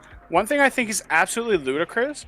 Season pass, you get like 55, 58 rolls. Extra challenges, you get like 55 to 60 rolls. And then like in Crucible, I've handed in thousands of tokens, and then I got all those legendary engrams. I've gotten no 60 rolls at all. But then you go to the season pass, you're getting 66 rolls with 2 high stat distributions. Like, There's a that's giant really loot. ludicrous. There's a giant loot disparity in terms of roles when it comes to activities and the difficulty of said activities. I've said it countless times. Getting a 58 or 57 roll piece of armor out of the flawless chest is friggin' heresy. Anyone's first time, I would be. I know first times now they're gonna get a gun, but prior when people were getting armor in armor weeks, they got an armor their very first time in the lighthouse, and it was, let alone trying to fight for the RNG for a good roll, but then it's gonna like be sub 60. It's just it's insulting. That happened to me, Bro. The first time I went, I got a 58 chest piece, and I was like, "This is trash." Like, yeah, all that work to get that, or you could go to. Bro, the and I pay for the season almost pass broke and buy my it. back getting you there. But yeah, right. You Yeah? could go to the season pass, No, get a but- 66, or you could go for trials, get a 58. Like, Um, where's the discrepancy? It's in the this? same Like, with you're not raids. to the Like- problem. I want to reply to Fuzzy instead because he said, "Want to know what EA didn't fix though? Anthem." Because people were like talking about EA. That was bro. BioWare's problem, I can though. I don't know if you're bro. Anyway, it's called Fuzzy Dude. I'm allowed to call him a bro. I don't know. Yeah. No, everyone is a bro. Want to know what? Want to tell you something? I think Anthem Like EA, a proper developer looked at this, they gave it a shot to make it a proper game, and we're like, we can't do this without asking money again, and it's gonna be a shit show. I guarantee you, if Anthem was in Bungie's hands, they would have found a way to resell this shit to you, and a year later, and other they're geniuses at that. They just needed a better marketing company, right? Dude, If they're the Anthem Apple. was in They're the Bungie's Apple hands, of. you would be playing of this gaming. game, you'd be raging about it, you'd be paying for it again, and you'd be like, what the fuck am I doing with my time? I want to just comment one thing on Lightleaf said, just while it's still on my mind, about him mentioning management and decision making, the people that are in charge. This is something I've been saying for weeks and months when I'd show up on the round table. I'm like, when are we going to finally say that the people in charge of these decisions are making horrid decisions and they're really just thinking about money over content, when in fact better content would make them more money rather than just making quotas? I think now again, like I said, now that they've introduced something in their game that has competition, and especially for some reason the Solstice thing has really hit people.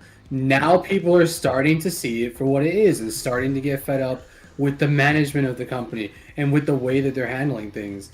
And going back on the stat thing real quick, dude, do you know what it feels like when you do a raid for the first couple weeks where you're not just blazing through it, right? And you get armor every encounter, and not only are you getting 4 pieces of 4 arms, right? And then you're turning in 60 tokens to get more armor pieces, and they're all 48 to 58. Yeah, it's with terrible hold on a stat second. distribution. Ghostface. I don't think it's that subjective. I mean, yes, you could be completely content with some 53 roll because it's got 23 in intellect and 22 in recovery, and then the rest is shit. But as long as you got those two. It's the fact that the overall number should always be higher because of the fact of what you just did to get that certain thing. It's end game content. Exactly. You have to go find a team. You have to go do the raid. You have to Cheaters. beat cheaters. Again. In the case of trials, yeah. Turn on Or your loot VPN so you don't get DOSed. Yeah, By the way, T-Bone- activity. Go ahead. Wait a second, T-Bone. Do I look like a 15-year-old that's staying up past bedtime or something? Why? This is beer. This is not Red Bull. Okay, He's a please. 45-year-old grumpy man who likes his beer Exactly. before he goes to bed. Miserable with his life. That has nothing other to do than talk about a shit game that he just quit a week ago. Only because he loves me, though. So. Yeah, that's Well, true. Sam, that's good that you brought it up because I wanted to ask you guys about it, and then I keep having a whisper in my ear about trying Apex Arena.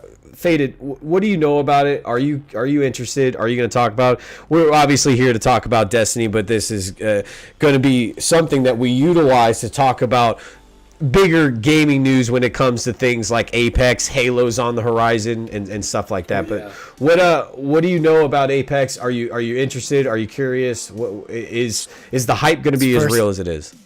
Chat, Yeah, so- chat. Wait. Chat, we have to let chat know Wolvie doesn't like to talk about Apex because it doesn't have Shadow Dive. We didn't hear it. That's true. He doesn't have He stasis. can't body Stop shot, the good dude. gunplay. and movement. I just rather go play Overwatch, to be honest. That's how I feel about Apex. I just rather So go play Overwatch. basically, I'm not a BR player at all. I don't like BRs that much. I tried Fortnite, didn't like the building. Tried PUBG, it was okay.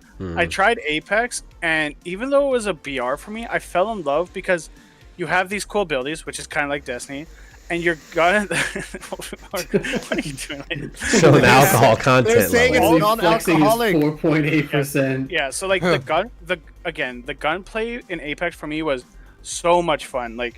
The leading the bullets with the snipers, the R301, the R99, they all felt great. The shotties felt great. They were a little inconsistent at times, and but anyways, I fell in love with the abilities attached with it's all focused on this 3v3 group that you want to build chemistry with. You want to be like, oh, I want to be a Gibraltar to have the shield to get revive. So you don't be lifeline because we already have a good revive guy, so that we want some offensive characters. So anyways, I love the strategy. I love the gunplay movement. The thing that always got me with Apex was the BR aspect of it. And I always was telling my friends, I'm like, man, if they made a 6v6, 4v4, whatever, that would I would love that, and I want to try that. I want to play it. So now arena mode has come out. It's going to be a 3v3. It's going to be on the maps that we know and love, but they're going to be like adjusted to, and they're changing some aspects of it and making them obviously smaller. But it looks like it's going to be a great game mode because, again, what Apex did really well with their game is they made characters that have their role. They have combatant healing. They have movement. They have like caustic. You can put gases in places and all that. So you sound like an expert. They have this one dude. They have this one dude. You could put down gas canisters. Okay, well, like I'm just trying to be general because a lot of people might not know. I think it's worth commenting. I've bought into Diamond 1, which is before was a step right below Predator. Again. It's top 5% in the game. He's flexing again, everybody. He's flexing. I'm not flexing. I'm telling you where I've been. So I understand the game in and out. I'm just trying to make it more lower level in case you guys haven't played. But these characters all are built within the aspects of working too well in a 3-and-3 environment, and you try and choose the best 3. Like at high levels, teams would have a character called Wraith, right? Because you can go from one section to another with a portal and invis, and you can move your team to different strategic locations along the map while being as safe as possible. Yeah. Right. Another top character was Gibraltar, who had his shields to get revives and give you protection while you're trying to move from a different section to a different section, but also get key revives or key positional attacks where if you're getting third partied, you can push on team, throw a bubble on them, shotgun them, and then turn around and fight the team behind you. So there's a lot of aspects with just the core team play that I think will be really good with this 3v3. And I honestly think like a lot of Trials players who enjoy the 3v3 game mode and enjoy 3v3 competitive, Respawn is very, very, very careful and try their best to balance their gunplay, their abilities all around, just having good having good team plays. I'm just reading chat before clowning me. Zubair, dude. Clown me all you want. Zubair. I will wreck any of you in any PvP game. Don't forget, the most important thing is he was top 5%, right? Diamond, right below Predator. Right below Predator. Not that you think, you know. I'm just telling you guys that I know the game. I've played the game a ton. I'm more than likely going to try it here on the channel as well. Probably a good thing he's not a Predator, to be honest. Oh, I was actually Diamond, which is top 5%. It was right below Predator lately. In case you didn't hear that the first time. God, I can't believe you weren't a Predator, man. Jeez. It's going to be something we'll try on the channel. I can't give any hopes. It's probably going to look like how Lona looks in some of these SNTR gamings where he's just like, yeah, I can't be the plant with the gun anymore. I can't just do it. So I don't know. I'm gonna be yeah, exactly. I'm gonna be as open as I can. I've played Apex as the battle royale. It was when I was in Overwatch a lot. I don't know how you feel about this. Is this something that you're gonna try, or even be open to? Sorry, it's okay. I think that answers that question. I muted myself. No. For the ladies in the audience. So I enjoyed Apex. So my history with Respawn is that I love Titanfall 1. I played the fuck out of it. I really love Titanfall 2, even though the art direction in that game wasn't my style. I prefer Titanfall 1, which was more gritty. What I don't like, I don't like generally class shooters. I'm more of a person that likes to create their own character, build my own style, choose pathways more in like RPGs. So that was always something that limited my investment in the game, because I struggle with building an identity around like hard-picked classes, like how I like to play the game, right? What I understand, it's more geared towards competition. There's like rank systems and stuff like that. It's better to balance, exactly. Yeah. But I love the gunplay always. I always thought this was the only, like, I played Fortnite for like 20 minutes before I quit. And Apex I actually played like probably like 200-300 hours. Did you get to Diamond? No, that was before they had ranked. That was in the beginning. It was way in the beginning when they really released it. I thought for me it was hard to play without feeling hurt. That to me Titanfall was the evolution in shooters, right? New graphics and everything. If you take Counter-Strike, it's like the original shooter with like the limited CPU capabilities and everything, and very slow tactical, Titanfall was the opposite. Short times to kill. You could wall run. There was no fall damage. You could like. What I loved about Titanfall 2 is that the trailer was the most accurate trailer of all time. Because you could actually play and pull shit off like in the trailer, right? You can execute one guy, SMG the next, slide down, wall run, like kick the next guy in the face. Yeah. You're like, it was so much fun to play like some overpowered pilot on the battlefield. The mixture of like bots and pilots was always great. Yeah. And I felt like Apex always just felt like a step back to me in that regard, because instead of doing something crazy, they went with a Overwatch style arena shooter, and obviously the gunplay is still great, but I felt like, well, there was no wall running, like everything, it felt like a slowed down version of Titanfall to me, which is why always the investment on my side was limited. But I'm curious about the arena mode. I'll definitely try it out. Greg, is it something that you're thinking about, or loading up? Yeah. It's free on Xbox. I'm definitely gonna play it. We With how first have to get him to hit shit Trials with aim is, assist on Destiny before we take him to a game without it. Well, this is what I was gonna say. Like that is a good point though. Like, first of all, people trying to go to Apex, like if you've never played it or even played something like, Bro, I'm like laughing Call at of Duty. you. Yeah, I'm laughing at you, but like trying to hit that stupid like that hand cannon. Because I remember Dude. going from Destiny to Apex, and that amp Yeah. cannon actually it has bullet The travel wingman? time and everything, dude. Yeah, yeah, yeah. And They I don't- just they don't fucking have- suck with that. I was like, fuck this shit. I'm not playing this card. Yeah. I'm just using the hit That's what scan I'm weapon. saying. Like they don't have hit scan guns in They do. No. They have like there one are- or two. They only have a couple though. Like a lot of the guns are projectile based in Apex, right? Yeah, and they have So, have like- fall off, and you actually have to like Yeah, lead your bullets and especially the calculate it snipers. and all that jazz. Yeah, especially And snipers. not just that, but like, guys, you're really gonna feel if you try Apex. You never played it before. You are very much going to feel how much your aim is off because of all the aim assist and bullet magnetism that Destiny gives you. Oh Yeah. yeah. Like you have to be way more precise. Pretty much in any other game, you have to be way more precise with your shots. But yeah, no, I'm looking forward to it, especially like I said, with how trashy Trials has been for me on PC. I mean, I will be trying to get a console to go play with the boys, of course, especially you, Faded. Oh, especially me, Dad. But, Look at What about me? you, You don't even play the game. You don't play the game Yeah, anymore. It's fine. yeah. You're And, a GM uh, grinder. That's it.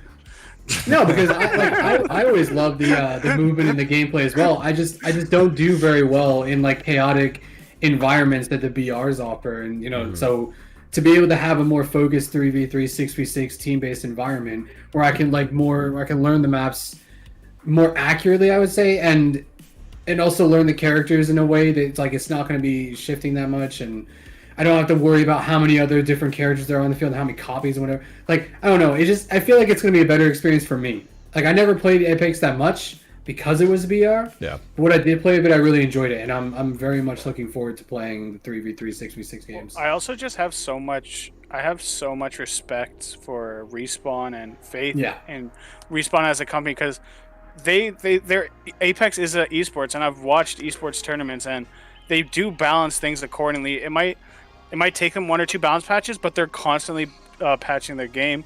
They're constantly adding new ways to balance things, change things up, change up the guns to just give it a fresh look at season to season. And when things are completely overpowered, they rein it down quickly. Yeah. So that's the thing that, as a competitive player who likes to play these things, the 3v3 game mode, if Trials caught my eye, but now if Apex is doing this, and if Apex is willing to balance their game, have a fun game, Mm-hmm. it's going to steal my attention away for a lot of it. And like, what I've been looking for is a game that I can play during the week that I can enjoy when I'm not playing Trials. Yeah. And that's what I'm really hoping that Apex does. Like, my whole clan is like, yo, let's do Apex. Yo, when we doing Apex? Yo, Gotta hitting do up Apex day Apex. one. Like, everybody's super excited because, again, we've tried it. The mechanics are there. The sliding in the game is so much fun to like slide down hills, slide at people while you're shooting. Like, and then again, the gunplay. There's bullet drop off. There's a huge skill gap. And again, you controller players who are used to Destiny, you're gonna have a hard time You're day gonna- one on yeah. Apex. Yeah, fuck. You might want to jump in now and get some aim or Yeah. practice on that game. Get some aim, bro. Yeah, It's you, gonna you, be- you 10 sensitivity controller players are not hitting shit on 10 sensitivity Apex. Like, I'm telling you that right now. Because It's going to be Destiny, something. somebody Gone. said it in the chat, right? Destiny has this thing, and like it's something that I struggle with because I don't get this in other games. Again, like I don't have this problem in Halo with a controller and stuff. Destiny has this thing where like you'll aim at somebody, it will slow it down, and then try to aim assist you and get you on there, and then it will just go whoop, and it will like accelerate off of them. Like in other games, it's like okay, it's just a consistent feeling, like. So if you're used to that on Destiny, you throw that shit out the window. Go play now. Go play Apex right now and go practice because you're gonna need it. The thing with Apex as well is for the different scopes, you can have different sensitivities, right? So like Destiny doesn't have that, but so like say if I'm using a red dot 1 times HCOG, I can set that sensitivity to 4, 5, or 6.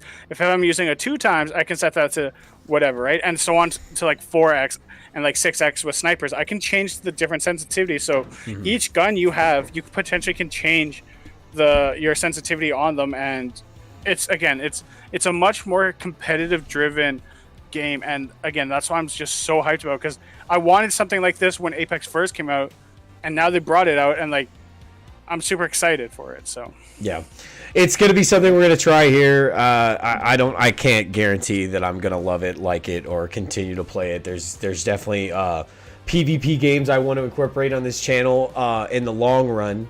But for some of you asking right now that are here today, Commander Zavala, the TWAB, I haven't seen the TWAB typically come out on a reset in, Lord, maybe at least 2 or 3 years. Right at reset. Last week it was pretty early. I think it was maybe an hour and a half after the reset drop. But hey, it was about Guardian Games.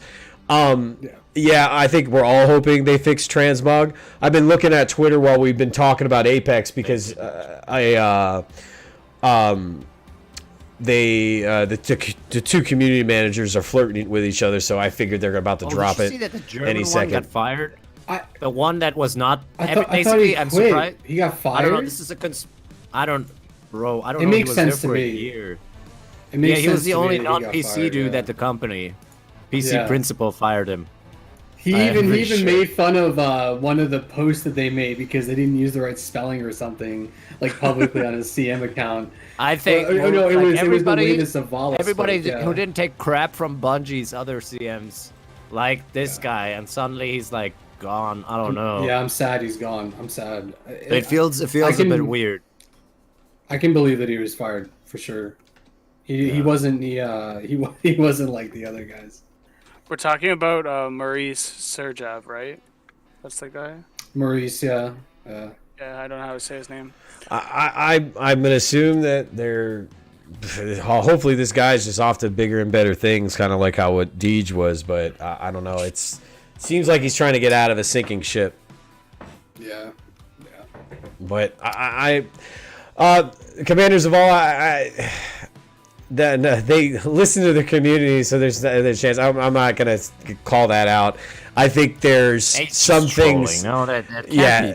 that can't be. Serious. There's some things that there's clearly goes right over their heads. Again, we're obviously all here because we play the game, we invest our time. But I don't know. I don't know what I can expect from this TWAB to be really big. I just saw another tweet from Asacross saying it's going to be thick. I hope it's not his extreme optimism. The dude's very optimistic when it comes to not just TWABs, but things that Bungie does. I'm hoping he's right. And I'm I hoping think he is. we're gonna go over they did something say they're big. gonna drop a fat sandbox dookie Well, on us. So like, I think we can go into It'll talking probably be about big. what we predict the sandbox changes could be, like what we'd want to see in the sandbox change.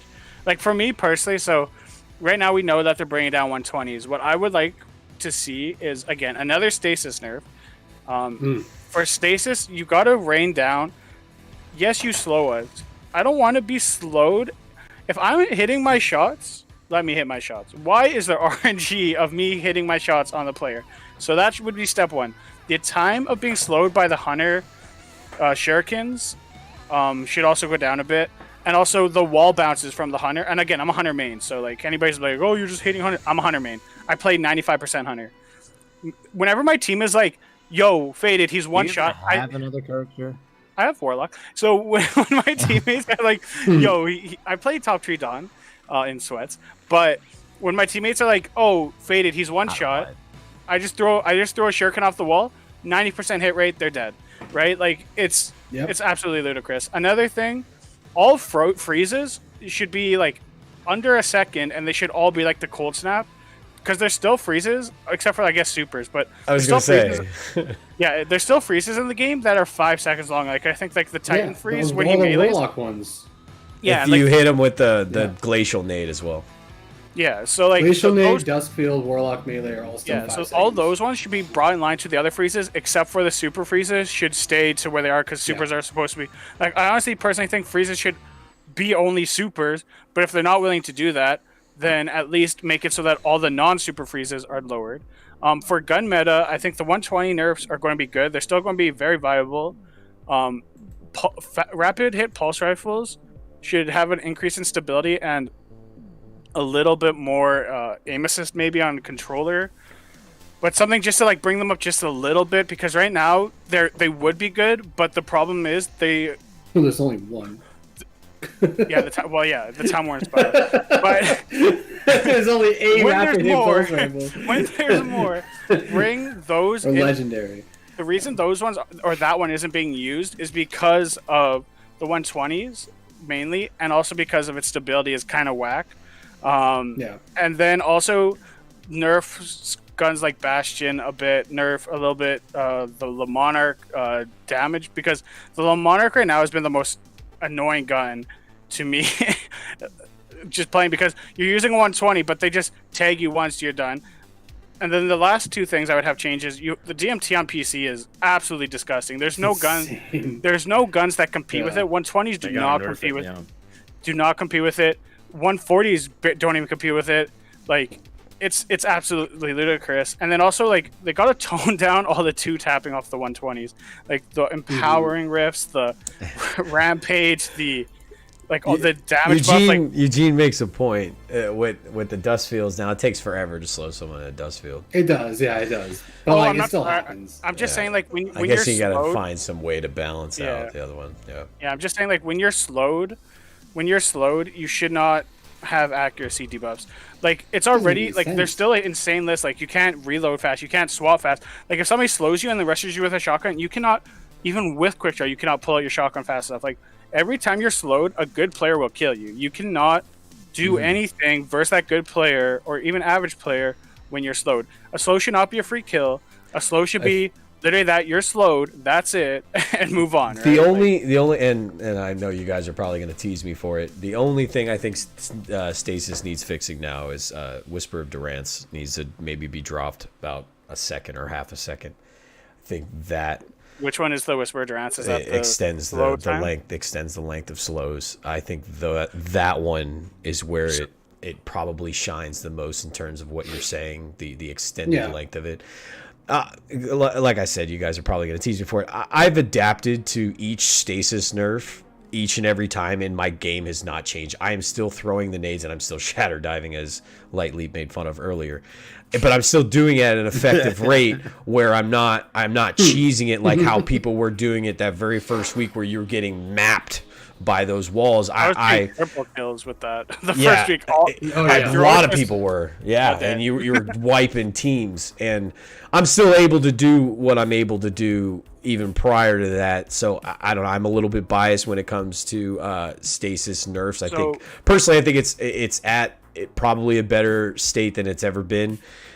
If I had to say one nerf per class, you could probably make the shatter dive a little longer. The cooldown for that one, for the Titan, I don't know. There's still so much ground that you're able to cover, and the consistency of that slide. That slide is just, it's nasty. It's a nasty. What? It's nasty, dude. I'm not saying OP. It's just really, really effective. It's really effective. We're like It's entering so like fast, the V2 game year 1 mechanics levels of Titan don't skating with even that. work properly. But I'll say the Warlock is the one character I think that still deserve it of a little bit more love. I think the Warlock needs just that much more. I don't know where it kind of fits in, but there's not that many Stasis Warlocks. I feel like Chaos Reach and Dawn are still because overpowering the super it. is kind of like. It could be with the super, know. maybe upgrading the super a little bit, but the tracking on those Titan things are really Super is strong weak too. as shit now. I don't know Yeah, what was yeah. constantly changing, but on fucking PC, you have to really be careful about casting it because if the team Well, that's only because Yeah, the cheaters. if the team's well, true. If the team, just like he's saying, if the team's prepared, I think like, and I don't know if I agree with that, Eugene, about the Titan Super being broken. Maybe the distance traveled on it, but you coordinate, you shoot that thing. A few body shots on a sniper. I know Faded likes his body shots on snipers, but a few of those and a few lengthy team shots, you could take care of a Titan. can hit. What do you want him to do? I mean, like I was gonna say, well, Titan Behemoth. I mean, okay, it got a little nerfed. Like, it doesn't freeze everybody as soon as you cast it, but it still is like it's still the only super you can't one shot headshot with a snipe with an aggressive frame. So it's still survivable. I mean, I don't think I think the Titan Super itself is fine, but the sliding needs to be fixed. The mobility is crazy. the problem a lot of players and a lot of Titan mains are having with that super is they're using it like how it was where you could just pop it, wipe a team, like easy peasy, you don't give a fuck. I'm a Titan herder, you're all dead. The thing with the Titan now, it's about the team. So the way that I look at the Titan Super now is you should look at it like a Spectral Blade, right? A Spectral Blade, when I pop it with my team, I have my other two teammates go to a different angle and I push another angle and we collapse, right? Because the Spectral Blade, even though it's fast, it is very squishy.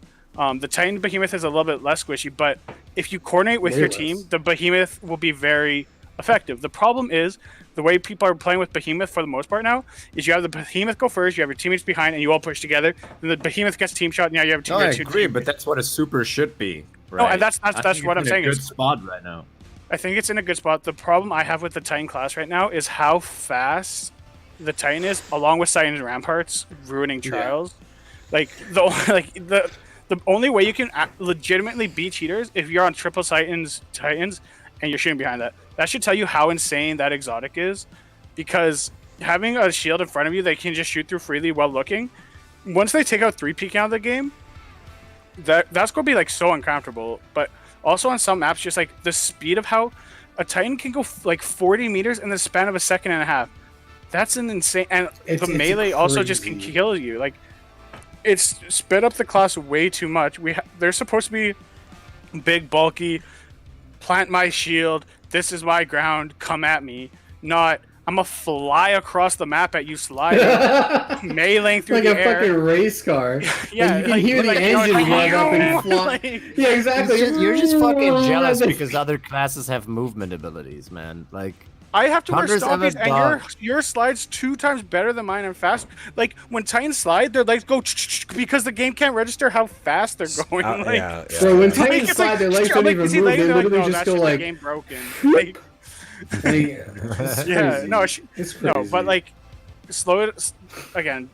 We need and my thing with Wolvie, what you said, if they just nerfed the slow duration, it would be much better. This is what Bungie brought stasis up here, and they brought out here, and now you're like, okay, well, I've adapted here. Stasis should be down here. Like, stasis should still not. You still not should be able to be frozen, and just get rid of the freezing. And like, get rid of it. Yeah, like an accuracy Except for debuffs are insane in a game.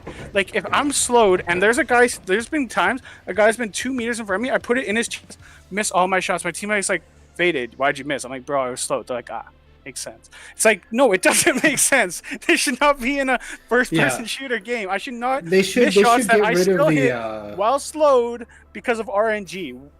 Where on my gun says might miss when slowed? Like, no. Okay, do you think it would be more fair for them? Because I think like stasis should do something like a slow, but the thing is, like, it's like you said, right? It shouldn't give you that complete accuracy penalty where it's RNG if you're gonna hit somebody, right? Mm-hmm. But do you think I think if they got rid of that but kept the slowed aim, it would be more fair. Why are you hating on Greg? I know, right? Every time I bring up He's been teasing him forever. This Lately, is so lately, civilized lately, today. It's in PvP. Me I off. don't want to hear about it. Lately, Right? have you seen him with a DMT on PC? He can hit shots like No, anybody. I'm nuts. I can kill everybody. Yeah, because Crazy. he's just in the direction of the enemy. Hey, and boom, they're boom, boom, dead, boom, yeah. boom, boom. Yeah. So. Got my boom okay, boom stick, dude. No, seriously, this is way too civilized today. Like, remember last week? I don't know. We were all like more excited. Oh, I was like, I that's was right. I just like- forgot. Hold on, let me say something. Transmog's bad. They're making us suck huge bungee cock, and DMT needs to be shoved up whoever's made its ass. Okay, there we go. That's much better. Welcome to the visceral. No, like I think stasis, like just remove freezing except for supers, and then keep the slowed aim. I think that's Great, fair. but what do you I think think that's of fair. what do you think of the guns? Like, where do you think gun balance? Like, what would you like to see in the future? I'm okay with the 120 2 to 4 meter drop, depending on where that lands on the. Because now it actually the range stat actually matters, right? So depending on the scope of where that 2 to 4 meter range drop falls off, I think it'd be fine. I think it will give pulses a little bit more room, and I think 140s at closer ranges will be able to be more competitive with them, depending on the map. Like if it was, I don't know, javelin or something, like they'll be great, or even alter flame, like on the tighter lanes might be fine. I just want But- any reason to use a pally, but continue. Right, I just want to give you a reason to use the best 140 you've ever made in the game, please. Yeah, exactly. I don't know what other yeah. like I'm really not sure what other changes they're gonna make. Like I know they're gonna touch fusion rifles. They're gonna touch heavy archetypes. They said something about that. I'm not sure what that means. In the I was gonna say in the tweet they have Chris Proctor, the lead feature lead of weapons, to Yes. come in and talk about weapon buffs. They said buffs more specifically, not necessarily nerfs. DMT's getting a buff, boys. Let's And go. then also taking the opportunity to talk a little bit about heavy weapon archetypes. Probably, I would assume linear fusion rifles because those are about useless. Marvelous I would back on the hope. menu, Yo, boys. imagine if they made linear Oh, fusion Lord. special Let's ammo. go. I really hope Be they buff scary. the last word though. I want last word to be usable on PC. I want, dude. If they brought Last Word back on PC, I'd be so happy. I would forgive them for everything. I'm just kidding. Yeah, like even like let But- me ADS the last word. Like all D1 it was ADS, and now it's just this hip fire and cowboy. Like Boom, boom, boom, boom, boom. yeah, no, for Easy sure. peasy. Yeah, but the heavy archetype thing is probably the thing. Is probably what I'm most interested in. I'm not sure. Well, probably more. Yeah, I really focused don't know. towards I really PvE. hope they adjust 450s and 360s. Be like, 360s are trash. We're gonna get rid of those. Buff them all to 450s. Give 450s more range, or create a new archetype like they did with 120s and make like 550s or something. And just I don't know. Like they need to fix them a little bit. But Yeah, We'll like I said, see. I think the heavy changes will be more focused around PvE. Like they like Yeah, to change yeah, like yeah. like they don't like the whole sword thing. They don't like what was, Yeah, what they was gave the us a other? The sword. lament, but like anarchy is still going to be insane. Like the ammo economy on anarchy and they the can't do damage anything of- about like, that though. I know, but like, what are you going to bring up to anarchy level, right? Like, everybody's running through GMs because of anarchy. Like, what could we well, actually be like? Machine guns. Rockets are Machine guns still take really too good long. in GMs. Which ones? Rockets are good in GM. Rockets. Yeah, rockets are good for sure. They're good. They're Um, good for GMs. Like And anarchy. I like using swords in some instances. Yeah. And we just want to like mow down a captain or what have you. But The honestly, problem is like I'm very interested machine in this guns, idea. Yeah. and I think they need to bring machine guns back to where they were before they destroyed them. I want Back to when back when people were picking up the hammerhead. Yeah, back all the way in Armor the Season of the Forge. I think they need to bring them sort of to that level, but at a 450 rate, right? On the 450s, just to make because they were actually very viable for a lot of content back then, for especially the end game stuff. Dude, Thunderlord was so much fun. Yeah, It I was. myth I Thunderlord, loved it. yeah. I haven't touched Thunder. I literally have not touched Thunder in over a year. Right. I just haven't. I really There's no appreciate the amazing turnout today. These guys with their great ideas coming together for the show to get together on Thursdays to talk about Destiny-related topics, video game topics, stuff that we're not gonna hold our punches back on. And then when the TWAB drops, we're covering the TWAB. We got to the TWAB early last week because they did a 10:30 a.m. Pacific Still one. didn't drop? No, and it's still not out yet, Yeah, but apparently it's going to be I don't big, and I really appreciate everyone lingering around. Now you got me antsy. Now I'm trying to figure out. Well, now what we exactly gotta could wait be until inside. it comes out. You know that. Oh, it's 100% what we're doing. We're gonna be here with y'all to go over it and every little bit, all the major points of it. Or we'll avoid all their bad jokes, of course. Are you cutting the episode? Well, sorry if I'm asking this during the episode, but are you cutting it? Like, Yeah, like what I'll do is I'll probably turn in a separator, or at least at the very least time. You just he's gone. you just cut out like that whole last. Because I pulled the Channel cord. ours. We're free. I pulled the cord out, was ours. We can't hear and him. Aw. I'll probably just timestamp it and just separate it, the two things. Yeah. Okay. All right. No, because I'm just asking because I can still hang out. Oh, I mean, you're gonna. Whatever. Yeah. Just a couple of while back. I so. mean, yeah, you're gonna. I mean, I have my vape. Paper? I have my vape too, so it's like it's what I do. But I got my cup with nothing in it, so I'm great. am I drinking my cup? You should abstain from anything, Greg. Honestly. I do. Don't worry. I don't need to get loosey goosey with everybody. Yeah. So, do we want to just call that the podcast and then chill out a bit till the TWAB? No. Sounds good to Guess me. so. Yeah. I'm not gonna go off now. No. No, I mean, like, No, we'll all No, chill with you like, guys. yeah, And then yeah. when the TWAB comes out, we'll review it. But I don't really, all of our topics, we can just talk with the community. Yeah. No. Yeah. Absolutely. Yeah, that's what I'm saying. You can do an outro, so you can cut for the podcast now. And Well, I we mean, can now still that you hang guys out have on made the it extremely awkward, 100%. Of course, dude, that's why we're here. No. That of course that would. I'm gonna timestamp it, but this is going to be something I'm going to do in the future. If you guys recommending, I'm gonna intro it. We're gonna go over our topics. I'll Previews outro already. it, and then we'll go right into the TWAB. We'll intro the TWAB. We'll outro the TWAB. This is the have very 1.5 second episode. This is the very second episode of what we're doing, and we're extremely happy with the turnout. 1.5 liters of beer in me, so I don't know if you want me to take another half liter, but I'm German. Yeah, go I'll ahead, still be dude. the same. I'm pretty sure it doesn't do anything to you. Pretty sure it's like Send another water. one. Yeah. And another one. I Another miss one. the times it did. Yeah, I say that about my Vice too. Now it takes like a whole like ounce. Yo, Matt, if you want an Arbalest buff, bro, this is not the show for you.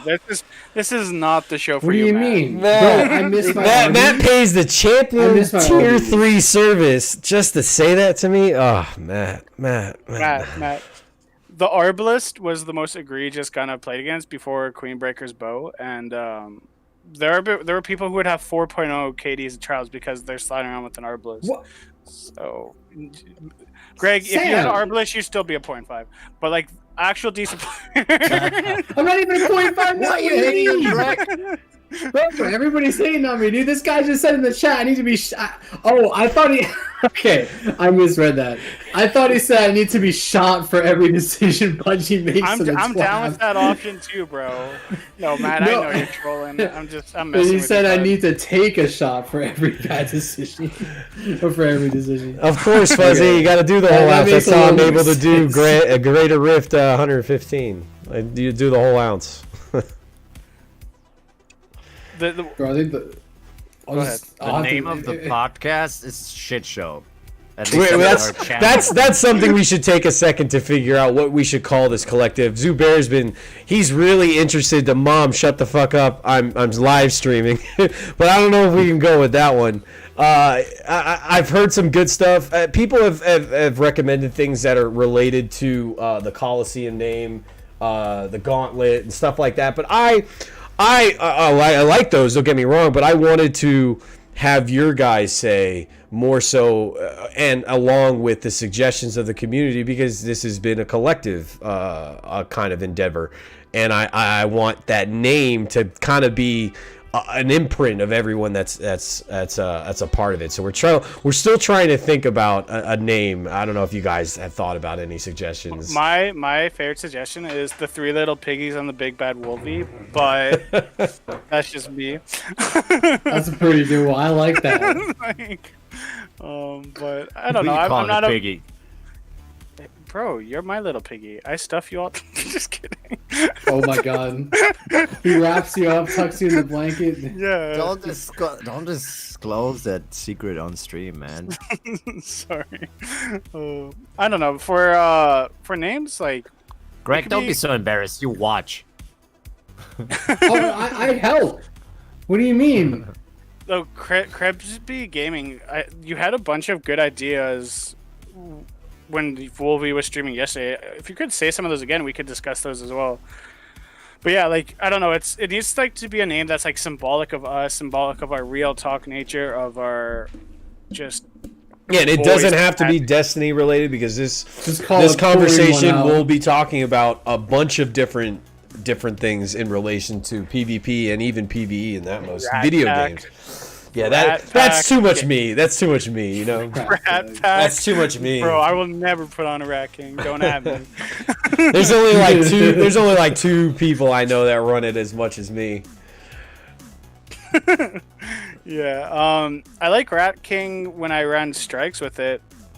Don't ever run strikes with TWAB it. though. out. TWAB All right, out. I see you, TWAB Black. out. I'm gonna Swab check it out? out. All right, First of all, but Somebody first link before in the the twab, chat, please. I let me have explain why Devil's I have a Ruin is scene now the set out best for it. alternative. All right, in the read game. it. I'll have a smoke and listen.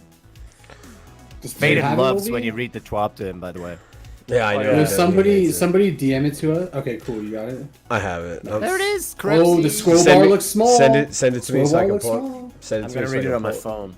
Yeah, I'm putting it in the chat. because I have a scene set up for it. I've never you seen go. somebody didn't so update. happy for a TWAB than Lightly, who supposedly quit the game. They didn't So- update All right, the. the first site like yet. quarter of it is all about the vault, which I don't care. Shut the fuck up. I didn't Yo. supposedly quit the game. I quit the game, okay?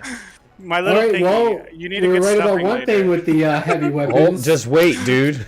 like, wait. Let's pull it up before you start reading it. I'm glancing at it. yeah.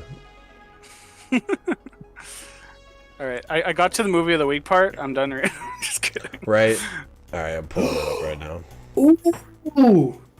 Okay. I'm gonna need Craig in Oh. a minute. All right. I'm pulling it up right now. I got it.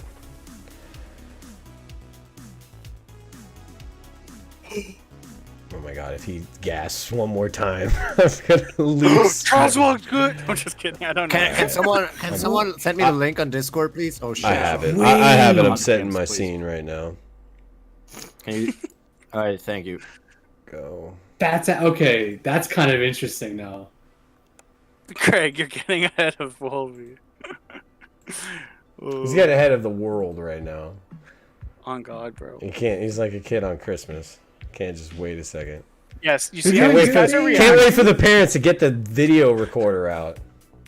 All right. Yo, Dad. All right. JK, I didn't have a dad. Oh wait. Okay.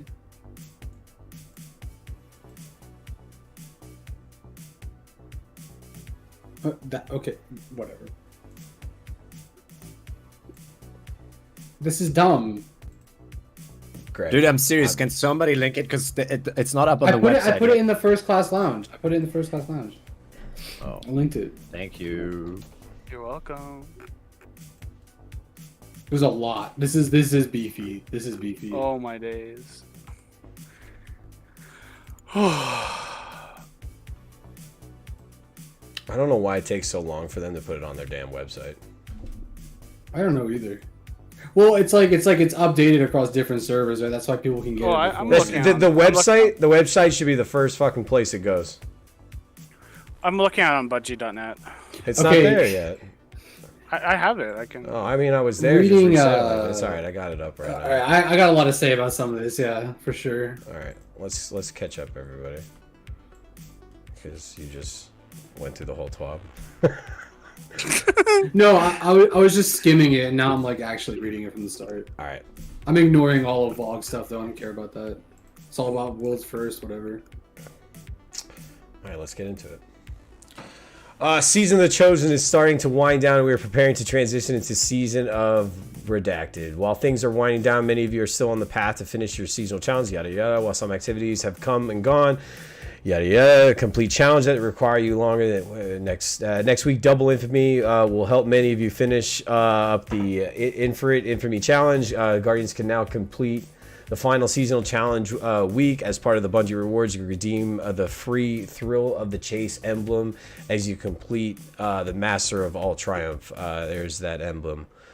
Ready, Set, Raid. In case you haven't already heard, Vault of Glass is coming to Destiny 2 for the first time next season. And though we haven't revealed Season of Redacted yet, we want to make sure you have time to make any arrangements necessary if you're planning on taking the challenge of getting a VOG raid clear on day one. Vault of Glass will go live on May 22nd at 10 a.m. Pacific Standard Time. And that is a Tuesday?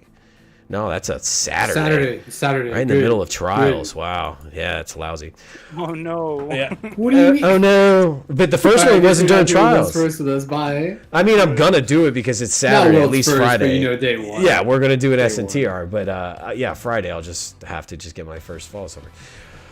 All right, that's right, Guardians. We'll be going up against Atheon in less than a month. The story isn't changing, but you may notice other differences. Our goal was to keep the feeling similar to how you remember, but you have made some updates to bring this content up to Destiny 2 standards. We don't want to spoil anything, though. Experience it for yourself starting May 22nd. Real quick, Greg, you excited? For VOG? Yeah. Yeah, it'll be the first time that I've experienced it, and the fact that like it's gonna be a mix-up. You know, we know they're putting stasis in there. We don't know what else they're doing. Maybe they're throwing champions like they did with what was it, Garden of Salvation? Like, who knows? I mean, I'm looking forward to it. I think from what I've seen online of like on YouTube, the visuals, I think it's gonna look like I think it's gonna visually be absolutely stunning in Destiny 2, right? But I'm looking forward to it. I don't care about the world's first race, but I'm looking forward to playing the content on the first day. 100%. Yeah. Faded. Yeah, what about you, bud? Like we're kind of like in like if it's cool, we'll do it. But I don't know, man. I have nostalgia feels for this one. This is the first one I did in this game, and I cheesed it. Of course. I'm excited to play it again. It will be a good time, especially with the boys. Going to go into it. We're going to do it day one, but I don't remember it fully. Like, I still remember it bits and parts, but I only played it probably like 10, 15 times back in D1, but it wasn't like, I was never full clear-minded focus on it, so it would be good to get back into it, learn it again, go through all the new things that they might add, and hopefully there's a new step in it or two, or like something secretive that they've added that's not just the same bring it over. The world's first thing to me, I don't care. I'm not going to try for that. I'm just going to go into it as blind as I can with my friends, go over it, and just hopefully enjoy it. And hopefully they bring back Fatebringer. Hopefully it's a great weapon. And again, it's all about the loot for me in this game. Mm-hmm. The activities can be fun and all that, but like I want to grind god tier loot, and I want to feel powerful with said loot. So hopefully they're bringing Fatebringer and other guns back with it. We'll just have to see. Well, I'd love here lightly, but he's smoking a stogie. Here. Oh, there it is. All right, so we found out it's coming back May 22nd. Yeah, for VOG. We're obviously going to have you ready to go. What's your opinion? Are you excited? I don't know if you remember it the first time. In to experience VOG. I mean, after some dedicated simps of mine have grinded my account to bring it back up to power. You don't have simps. You don't have you did it all yourself. I mean, it's okay. Yeah, it's okay. But it's fine. No, I think that's good. There's a chance. We'll get to the weapon balances later. So yeah, I'm excited for VOG. I think I'm curious what the seasonal challenge is going to be. I'm going to be there to experience just how to play it because I never actually played it. So yeah, that's cool. All right, well then let's continue to see what they got to say about this race. World's first race have been exciting events over the last 7 years since, we first kicked things off with Vault of Glass back in 2014. Back then, no one really knew what to expect from this new, highly challenging cooperative activity. There was a mystery and excitement in the air that set the stage for all future races to come. With this being the first raid returning from the Destiny Content Vault, we asked ourselves, how do we recapture or reimagine that moment? Our goal is to not fundamentally evolve this raid into something completely new. So this will be the first race outside of previous hard modes where players have a broad understanding of what to expect while still encountering changes they'll have to adapt to. With this in mind, we're shaking things up with the new type of a world's first race. Vault to Glass will launch with contest mode. We'll look at it if you want to check it out. Enabled for 24 hours. I'm assuming it's probably somewhat similar to how contest mode was for Deepstone Crypt. What's your hunch, Greg? Yeah. You think it's going to be somewhat similar, if not the same? I mean, what in terms of what? Sorry, the contest mode. Oh, it's gonna be the same. Well, I don't know because I don't know how difficult VOG was at launch. I mean, I'm saying, do you think the contest mode is going to be the same as the contest mode that we got in Deepstone Crypt? Oh, yeah. Contest mode has always been the same. Yeah, it's always been the same. Well, they put it explained here as if like there was going to be some noticeable differences, but no. I guess we'll have to see that day. You need to be 1300 power to be at the cap for all the encounters. I mean, I guess everyone's already there, so mostly people. Well, the people who'd be doing it are there already. Yeah. At 1310. Basically, so. if you're grinding out the season at 1300, hey, you gotta steamroll this. I'm sure that's gonna piss off a lot of people that felt that the last raid was a little too given. Clearing Vault of Glass with contest mode active is the first step to access the new challenge mode in the Director and the Tempo's Edge Triumph. Completing Tempo's Edge, a curated list of triumphs in the newly unlocked challenge mode will be how a fire team crosses the world's first finish line and claims their prize. To enforce the triumph requirements in the challenge mode, your team will wipe if you fail the success conditions during each encounter. Wow. What do you take from that, guys? Don't jump all at once. Again, it's like I don't really have. I mean, whatever. World's first. It's going to be probably math class again since they got it the first time, and it's the people who are familiar with the encounter and just have to adapt a little bit to the changes they made are going to be the ones that are. Do you think those stipulations will play a role at all? My biggest. I just don't like the idea of having a curated triumph list for this. It's like I honestly don't think Vault of Glass should have a world's first raid because we've already had a world's first raid for it. And for them to make it a little bit harder, they've added a checklist that you have to go through to complete it. So like that kind of like defeats the whole purpose. Like world's first raids to me, like when I would watch them, and I don't watch them always, but like sometimes when I watch them, I'd be like, oh, they're discovering this new thing. They're trying to figure out these new puzzles and all that. And it's like, unless there's major changes in this Vault of Glass, there's not going to be these new things. It's going to be like, how fast can I speed around the checklist? Yeah, and like, it sounds to me like they're expecting the people that I talked about that have already done it to blow through the raid, the initial raid, because that's how you unlock the challenge mode. Mm-hmm. They're going to blow through the initial raid, and then they're going to start working on the like curated list of triumphs, which they're going to be basically just telling you exactly what you have to do, more or less. Well, I would expect that if it's going to be a race, right? It's either going to be what you have to do or close to what you have to do. So it just feels, I don't know, it feels like they're just kind of giving it away. Like, they just shouldn't do this. They just shouldn't do it. Well, here's the belt. Discovery, like, it's not bad. Pretty cool. Kind of looks like the other ones. The Triumph is only going to be available that first 24 hours, so that's one big thing. What you want to say, bud? No, nothing. I'm just agreeing with you. Sorry. Okay, I don't know. The Vault of Glass will now be a private space for your fire team.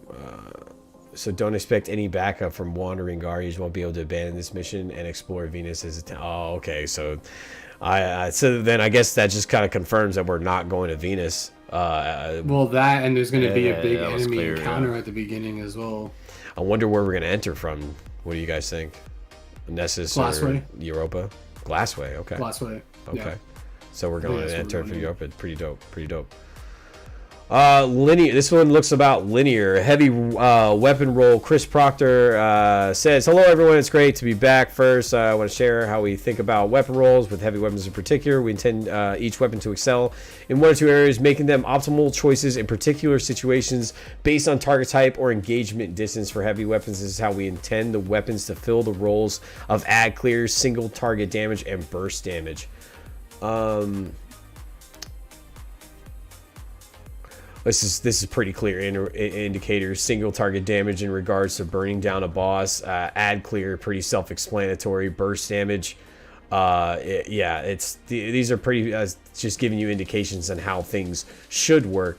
Map to roll sword, ammo efficient, add clear. So they're basically giving rolls to heavies now. This is how they view the weapons. This Yes. is how they apparently view the weapons.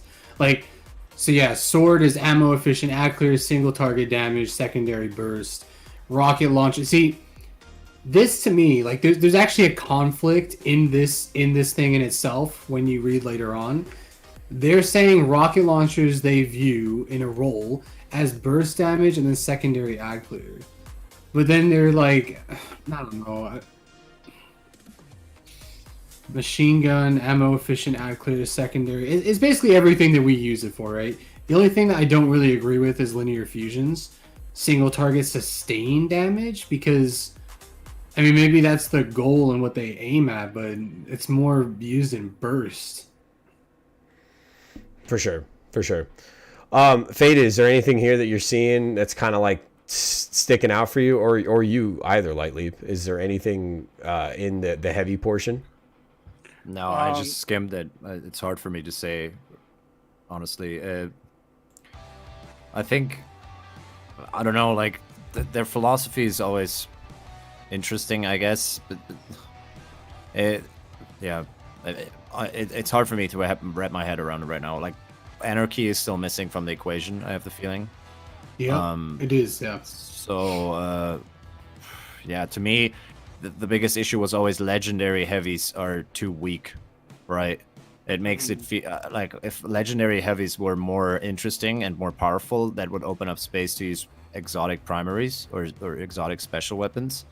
And my fear is that even with these changes, the exotic weapons will still dominate, and that will always make you question whether you should use other exotics in especially endgame content, right? So that's the problem. The problem I have is there's so many different heavy types, and there's only so little amount of actual things you need to do, like sustain damage to a boss, take out champion quickly, add clear, right? So like a lot of these things will overlap, and like you can buff things up, but the problem is there will always be one or three good things to use, and the only way you change that is by nerfing the top things and buffing up the other things, because a lot of these rules are very interchangeable. Like it says, linear fusion rifles is sustained single target damage. Exotic snipers are sustained single target damage, right? Like, so like one season, if you're like, oh, linear fusion rifles aren't being used, so we're going to buff that, but oh, the exotic snipers are used too much, we're going to nerf that. You're basically just changing. You're changing what you're using. Yeah, changing what you're using for the exact same role, right? So it's like, I understand your rules, but there's a lot of overlap, and it's not really much you can do with it other than buff certain things immensely or not, right? And like with swords, like swords were like garbage tier, but now they're great for killing bosses, but now you don't want that, so then you nerf the swords to the ground.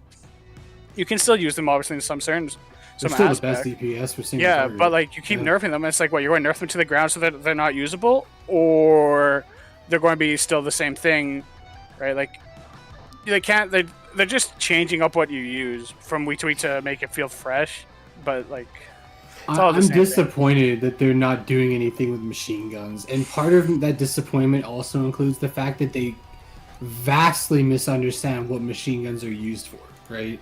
Like they said a few examples of how we've used heavy weapons in playtests of high difficulty content, or when we've played Grandmasters in retail, right? As in the retail version of the game, not the testing sandbox. Machine gun, breaking matching shields in GMs where other weapons can't do the trick, using a machine gun instead of a primary weapon in heavy ammo-rich situation where your primary and special weapons are not rapid fire, e.g. La Monarch Succession plus whatever machine gun has a useful damage type. That is not what machine guns are used for in current content. You do not have anybody using a machine gun to break shields in a GM, right? Because a sniper is going to do a better job with especially with the anti-barrier, and your hand cannon is perfectly fine. It only takes like 3 shots, right? But in my opinion, like GMs, and plus they're anyway missing break La the Monarch. game. I mean, GMs break the game in so many ways that I can't use this philosophy. I can't really like. It's so hard to say. Because honestly, every gun is almost viable in like the regular game. Are they balancing it out for GM specifically? I always thought that was bad content. I don't know. Like, no, I feel like they're giving us a list. High-end content and grandmasters as a way to like measure how well heavy weapons are used. And I'm just saying, like, you know, as you said, something they're missing from this equation, especially with the role that they're giving the machine gun in the GM, is anarchy. Why am I going to take a machine gun over anarchy or a rocket? Like, I'm not going to use a machine gun in a GM at all because the single target damage is trash against ads when, you know, the ammo economy is not very good. Even in a heavy ammo-rich situation, again, I'm better off taking a rocket or anarchy. The only time you bring a machine gun in is when you're using like the double Izzy Divinity loadout, and then you can use a machine gun to break barriers or break that. But like, it's so secondary thought. Like, I'm never picking my loadout because of the machine gun. The machine gun is always the third option. It's like, okay, so I want to use my exotic slot on this. Okay, so this will be my primary / kinetic. And then, okay, so this, we'll throw on the machine gun, or we'll throw on this sword, right? Like, the machine gun isn't the reason to use it. From how I'm reading this, it kind of seems like they're structuring what we should and shouldn't be using in specific situations, as if we're supposed to remember each encounter of every strike and every grandmaster. I don't know. I don't know if this is just the recommended, or if this is how it was intended on their end, or this is going to be what it's going to be the most efficient, what you should be using in the future. This is we don't know how to play our own content because we made it too annoying for even us to do. So we're just going to like kind of try to stumble our way through it using what we think is the best loadout and what we think people are using instead of looking at what's actually used in the game and balancing around that. Like, I don't know. Let's move on because there's a few extra things I wanted to point out. The big swings that they're just referring to, what they did to the 120s. We got to focus on the big swings because I got to head out in like 10 minutes. I'm sorry. No, it's okay. There's a few incremental changes that they're doing to the 450 auto rifles, increase the precision of them, damage per bullet from 7 to 18. I don't know if that's going to have like the 600 R-type effect. Much. Yeah, it really doesn't seem that way. Linear fusion added existing but unobtainable rare linear fusion rifle and breach grenade launchers to the world loot pool. Oh boy, baby, more crap, more shit to fill the world loot pool with. Linear fusion rifles and popular by choice in PvE, largely because other weapons do their intended job. Single target sustain judges better or more effectively without the requirement of landing at all precision hits. It would increase precision damage by 15%, increase reserve ammo by 20%. Okay. Does this have an effect on the one at stake, Arbalist? Well, what it will have an effect on is something that I'm glad I kept, is things like the threaded needle with Vorpal rapid hit, because this is the problem with linear fusions, right? The reserves were bad, which now they buffed them a little bit, and the damage was just under what was required to replace something like, you know, a rocket or heavy ammo or like some other like heavy weapon or exotic weapon, right?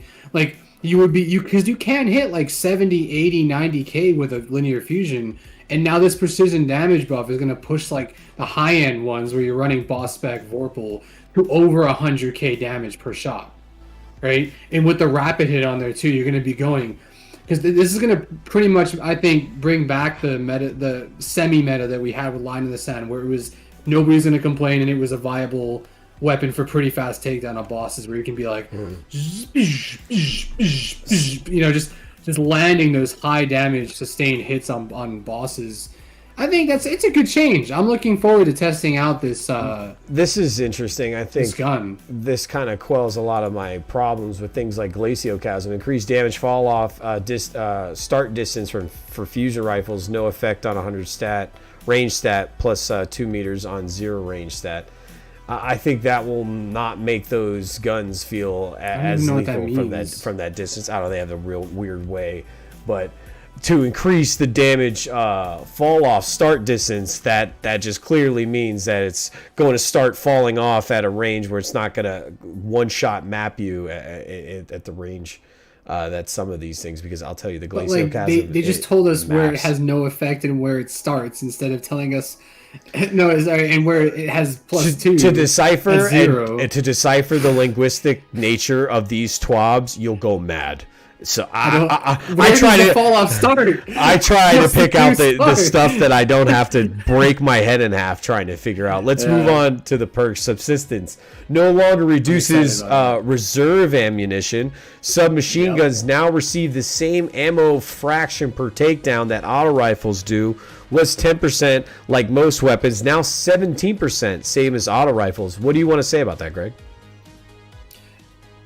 I'm not sure where it's getting the ammo from then, if it doesn't reduce reserves. Like, how is it refilling? Is it just turning into, like, you just get it, like, get the ammo? I mean, like, I'm glad, like, it's great, like, don't get me wrong. Now Subsistence is not going to be a trash perk because you're not losing reserves all the time. Like, the one thing that Subsistence really needed, especially on SMGs, was not reducing reserves, because the ammo economy sucked, and now that it's going to be the same as auto rifles, I think people will be using Subsistence a lot more. I think it's a good change. Wheezy, that's a buff. That damage fall off distance. If that's a buff, then I'm even more shaken up than anything. But yeah, it is a buff. Increase the fall. No, it's not. Increase the fall off start. That means it's falling off at an increased rate. Yeah. That, from how I'm reading it, Wheezy, that sounds like a nerf to me. Increasing the fall off start rate. That means it's starting to fall off at an increased rate. High impact reserves. Their example, the bonus won't take effect until you fire the weapon once. That was kind of the niche about high impact. Now they're active as long as the conditions are met. That one shot body shot with snipers might become a real thing now. Faden. Also the two tapping with like bottom dollar will be kind of interesting to with. Again, like these type of perks are very scary, especially in a PvP setting, because the second you allow body shots with a sniper or somebody, like in D1, you would shoot off your hand cannon or your sniper to get the final rounds. It's the same thing that we're going back to, and it's like, hopefully it's not how we're reading it, but I'm worried about that perk, especially like on guns like Bomb Dollar and what's the sniper that can get at the frozen orbit? So yeah, because it means that now when you pull out that sniper rifle, where maybe you had one shot and you would have to shoot it to trigger that perk, meaning you had to reload anyway. Yeah. Now you have one shot and it does high impact damage. Yeah, so we'll have to see with the damage numbers how that works with it. I'm hoping that's not it, but yeah, it's definitely scary. I see what you're saying, Wheezy. It's bringing the low range stat fusions up, so it's not going to just be only Glaciocasm. There's going to be other ones as well. Maybe that will increase the pool of them. I don't know. Some of them have weird start times. It very well could turn into a fusion rifle meta. We know linear fusion rifles are gonna possibly be on the horizon for next season, so it just might be season of the fusion rifles we could be walking into. Good call out, Wheezy. Unrelenting. This was hard to trigger in difficult content, and the health rewarded was hard to perceive. Now easier to trigger in PvE. Immediate triggers on majors and heals 20% more. Seems like everyone's gonna win from that one. I don't see why. I wish that perk was better in PvP. Yep. But like the problem with that type of perk in PvP as well is like if it's good, it's too good, and if it's bad, it's not good. So it's like I don't know how you'd ever balance that perk in PvP, but like for PvE, why it's a win-win. I'm happy with it. Yeah. Sympathetic Arsenal now grants plus 20 to reload in addition to its primary effect. Helps it. I don't know if anyone's still going to be. Everyone's going to be like, yeah, let's grab Sympathetic Arsenal. I don't think that's still going to be. Think so, no. Yeah, by any means. Dragonfly now works on heavy shanks and servitors, and occurs when even faster than after the season of the Chosen fix. Great. I'm sure people are excited about their Dragonfly. Hipfire grip. Plus 1 degrees precision hipfire angle threshold. Plus 1 times reticle stickiness fall off distance. I wonder if that applies to things like the last word. I think it does. It does, yeah. Yeah, so it's even better. Can I pose a question? Sure. We're not there yet, but did anyone see a buff to, besides to no distractions, right? They said something about that it reduces flinch now even more. Yeah. So it reduced trigger time from 1.5 to 1 second, but it always went away after one shot, no? Yeah. No. It was as long as you were aiming down the scope, it always stayed. Oh, okay, because they put it on Mida now. That's why I'm asking. Yeah, they put it on Mida, which is really cool. Anyways, I actually might getting try ahead of it. Mida more now, Yeah. Last word could get even more lethal now. 1 degree doesn't seem like that much, but for reference, hand cannon aim assist cone angle is 2.5 degrees at 0 aim assist to 3 degrees at 100 aim assist, and you can feel the difference between a 90 aim assist hand cannon and a 100 aim assist hand cannon at 0.05 degree increase. So a small difference can be significant. I know a content creator is going to have a lot of fun. Okay, so basically dealing they're with that. saying a 0.05 can be significant, but they increased it by +1. Cool. Note that precision hip fire angle caps at the aim down sight's aim assist cone angle. Okay, so last word won't be as affected as much. Yeah, which is good because that thing is pretty lethal. Reduced secondary stat penalty for Iron Grip, Iron Gaze, and Iron Reach. Great. I think that's needed. Those things are almost too costly. Yeah, they were. I mean, it's still aggressive. trash. Still -30. It's awful. Yeah. But Yeah. When you want to add range, especially like controller players, when you want to add whatever the 20 range or 40 range, but -30 stability, like first off, it looks wacky on your guns, but second off, you're never shooting that gun ever because it doesn't work. And like, I'm sorry, but like the 20 stability, like when the Iron Grip on the one hand cannon, but you lose all that reload, it makes the steady hand feel such a drag. Like I know it makes like it shoots super nice, but like the reload on those 120s don't need to be 2 hours. We could cut that down in half, even though they are a long range weapon. Like it's a little too much, but like this is much needed. I would even like the stats to go down to -20, even -15. But I know how afraid they were to add perks like these, especially for like mouse and keyboard. But overall, I don't. Having this much drawback is just too much at this point. Now Osmosis works with Stasis. It switches the weapon to Stasis damage when playing a Stasis subclass.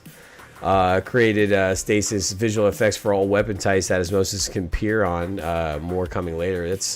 I think this is the start of Stasis on weapons. This is us. Yeah, but you know what?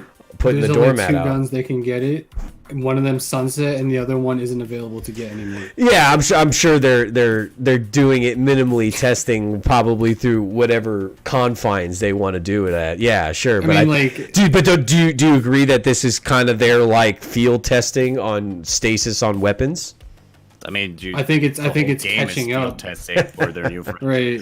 Well, Sure. Yeah, I mean, like people have been complaining sure. about Osmosis not supporting stasis since Stasis came out, so I think it's like, okay, cool, you're catching up. It is cool though. Like, I think it's going to be interesting to see what stasis damage does. Whether that, like, if in the Crucible, for example, that adds slow to people. If you stack up the hits on somebody, you know, because like, what is stasis damage exactly? Like, what does that mean? Like, because as far as I'm concerned, that's just normal damage, right? But if it adds stacks to people, like doing like the shurikens do. You know, then that might be caused. You just need 100 hits to make someone frozen. Well, that's what I'm saying. Like, I don't know if it's going to be like one hit adds 10 stacks or something, depending on the gun. Like, who knows? That'll be interesting to see next season. I'm sure that they're going to add more osmosis guns probably next season, given the fact that, again, you can only get it on Buzzard or Cold Front right now, and they're like Buzzard Sunset and Cold Front you can't get because the event's not on. So the no distractions fix that you were just talking about, Lightly, it's right up next. Because of an exotic change below and the sniper flinch changes in Season of the Chosen, we wanted to make no distractions a more appealing option for combating flinch. Reduce trigger time from 1.5 seconds to 1 second and increase flinch reduction from 30 to 35%. I'm extremely excited for that because I rock a snap, no distractions, frozen orbit. Are you? Is that up your alley, Light Leap, or is this too little? Do you think I look like I could snipe, bro? I'll always do shotgun. Well, you mentioned it. I was curious how you felt about it. I always thought, I don't know. To me, in my opinion, snipers should suffer more flinch or even de-scoping when being shot. Like, I don't think snipers in the game need any more help currently. That's my opinion on it. I think it's good on primaries. I think it's good that they put that on Mida instead of Outlaw. But yeah, in my opinion, I'll see. I always, you will be able to fight me over this, but I always prefer the shotgun meta. I think it makes the game more mobile, more interesting. And buffing no distractions. Because in the end of the day, right, in PvP, it doesn't matter what the base gun is. It matters with the perks, right? Yeah. Everybody takes a gun with perks into the game. And if this turns out to basically make snipers now, again, super annoying to play against because there's literally no option, no matter how close you are because of the low zoom scopes and snapshot, to outplay them, then I have a problem with it. For sure. Celerity. I mean, in PvE, I just want to say that in PvE, flinch is the most annoying mechanic there is on the planet. Oh, yeah. I mean, I hate in GMs, it's so ridiculous. Like, if there's fire on your ground and you take, like, tick damage very slowly even, but because the damage is so everywhere. ramped up, yeah, like, you're almost getting a seizure from just looking at the screen, right? So, I don't know if no distraction's going to change that, but I also don't want a perk necessary in PvE content that will make it playable just because it's otherwise super annoying. So, No doubt. yeah. No doubt. Whenever I'm doing Lost Sectors, there's one in particular, I forget its name, but I go to snipe the boss, like load up my Izzy shot, go to snipe the boss, get hit by Drake, go like this. I'm like, okay, so I have to do it again, and then I run out of ammo. And since I'm on like a 1330 Lost Sector, I'm out of ammo. I'm just like, all because I got hit by a Drake? Like, no way. So like, yeah, flinch in PvE. Flinch in general is annoying, but I understand why it's in PvP. But like especially getting shot from the side, your thing's going like this, right? Like you're going up and to the right, and you're never controlling that, especially on controller. So like it's just like it's annoying. Celerity, the things that they talk about previous TWAB, plus 20 to handling and plus 20 to reload is always in addition to the triggered effect, and then Bottomless Grief getting the plus 30 to magazine and their triggered effect. Thresh, that shit went under the radar forever, but apparently it was always active in certain PvP weapons since Beyond Light starting, and then it has worked for all weapon types in PvP since Season of the Chosen launch, which was crazy to find out. But It's a feature. It's not even a bug. They just fixed it. Yeah. It only worked for some, and now it works for everything. The Adept mag, the Adept targeting, for the same reason as Iron Banner, they're getting the reduction, which I think is fully needed, especially more so in the trials and the Adept mods, more than the Iron Banner, because you just went flawless, or you just did a Grandmaster to get a mod and then you got some negative thing on it. I don't know. It's not something I felt that was necessarily that needed. It leaves a bad taste in your mouth as well. Like, for sure. Like, when you have something that gives plus 10 range, or Icarus grip that gives plus 5 range and Icarus, like then you have Adept mag and Adept targeting giving minus 20 to those things. It's to other stats. It's like it just made it useless. It made it not like, other than the only time the Adept targeting was good is actually on the Adept Soul, and the Adept Soul isn't in the loot pool. So yeah, like it just doesn't make sense. Yeah. I'm interested for the counterbalance one. They said it didn't feel like enough for the recoil direction for the controller players. Maybe if they could bring back the auto rifle, and if 600s can find a place, that'd be nice to get that. It'd be like a laser beam. The only reason 600s don't have a place right now is mainly because of, again, Deadman's in the 120s. I was using 600s earlier, just 2 days ago in Crucible, and I was just fragging because once you get into the range of the 600 RPM rifle, you will mow down a 120, you will mow a 140, you will, right? It still has a 0.8 second time to kill. Now they're buffing it a bit, so the reason that people are not playing with auto rifles is because of the 120 and the team shotting meta and the DMT. But other than that, like, they're in a good spot for what they are. It's just other guns are just tiers above them, and those guns are the ones that are holding the entire gun meta back right now, which they said that they're going to be bringing down. So I definitely think Adept counterbalance already was like really strong, but if it actually helps it more, and like if it makes those auto rifles shoot Like a the laser. summoner, right? Yeah. The summoner, like if it shoots completely straight, that by having it shoot completely straight, that increases the range because you can control it more. So you'll be able to outduel a lot more guns if the top guns get their range brought down just by a bit. For sure. Mida multi-tool, we've seen many requests to switch it from outlaw to something more useful, and one thing observes Mida losing fights to weapons that cause more flinch. So here you go. Outlaw to no distractions. After the no distractions buff, it could help it out a little bit. It's crazy to see a year one weapon that get that kind of love. I'm pretty sure there's a lot of other ones like Polaris Lance. Mida's my favorite gun. Mida's my favorite gun in the game, and I love using it. And that was the biggest problem I had was when they shoot my Mida's bouncing up and down the screen.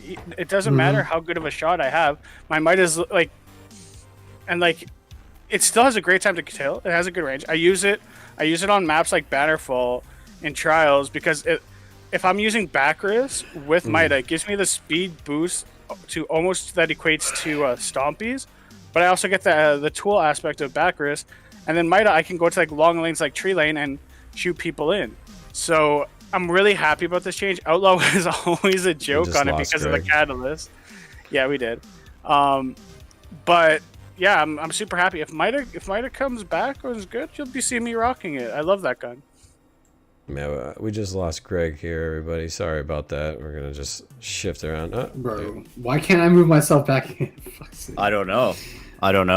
There you go. weird. There he is. That's weird. All right. I'm with you, baby. Let's continue here. We are almost done. Hawkmoon just has some text that's apparently it was hard to see. All shotguns, we don't expect to change to the two dominant shotguns, replacing quick draw with surplus and nerfing quick draw to really move the needle on shotgun usage overall in PvP. We agree with some of the comments that weapon usage is not only dependent on tuning, but the map design is also a factor. However, we want more weapons to be viable on all maps, and we can achieve this through tuning, giving other special weapons room to excel. Specifics coming later. Any idea, Light Leap, is they mentioned shotguns. I figured it was safe enough to ask you what they are referring to with specifics. Yeah, I don't know, like map design. I mean, they gotta bring more maps, different maps, right? But then they always had the problem that other open maps were kind of a pain to play. I don't know. Like, to me, they should be moving away from specials. Like, I like the nerf to other specials, and I don't mind the nerf to shotguns in a sense that I don't want to be using my shotgun. I want to be using mostly my primary, and shotguns should always stay something special. So I actually enjoyed the D1 economy when it came to that. Yeah. I don't want them to move back to where you get most of your kills with specials. Faded, what do you think they mean? I think like the only things that they can really change on our current shotguns are the quick draw, the handling, and the range. They should not. The shotgun should be consistent. Like so, like I love the Fellwinter is consistent. People are like, oh, it's just too. No, shotgun should be consistent. But if you're going to bring down shotguns, it has to be again how fast you can whip it out, which is what they're doing. But you also have to nerf the range on it. Like So I'm assuming they're probably going to lose anywhere from half a meter to a meter of range on across the board on aggressive frames. I hope they don't go the route of consistency changes, because you don't want the feeling of a guy to have an 8 meter snipe on you because his was more RNG. You just want something that's consistent, and like if they tone it down another meter, that's fine. Yeah. A good shotgunner, even if they tone it down a meter, meter and a half, a good shotgunner will still use a shotgun, and they just will become more primary focused. But the main thing about shotgunning is positioning, and again, the maps. Like, there's too many engagement lanes where you're within 15 feet of a person, and if you just slide, like run slide, you're taking away that 5 to 7 meters, so you can just one tap. And that's the main issue. Is a lot of these maps have, when you want to peek a lane, you're within the 15 to 20 meters that a good shotgunner can find a way to close the distance really quickly behind cover and stuff. Yeah. The next point is actually really interesting. I think it actually brings credence to what you're talking about. With the upcoming nerf to 120 hand cannon range, we expect to see a surge in Dead Man Tails usage, which is already really high. We've had enough moving pieces in season 14 that we didn't want to try to squeeze this in at the same time, but we have a change ready to go that reins in its ability to challenge sniper rifles, 120 hand cannons, and scout rifles while in hip fire without detracting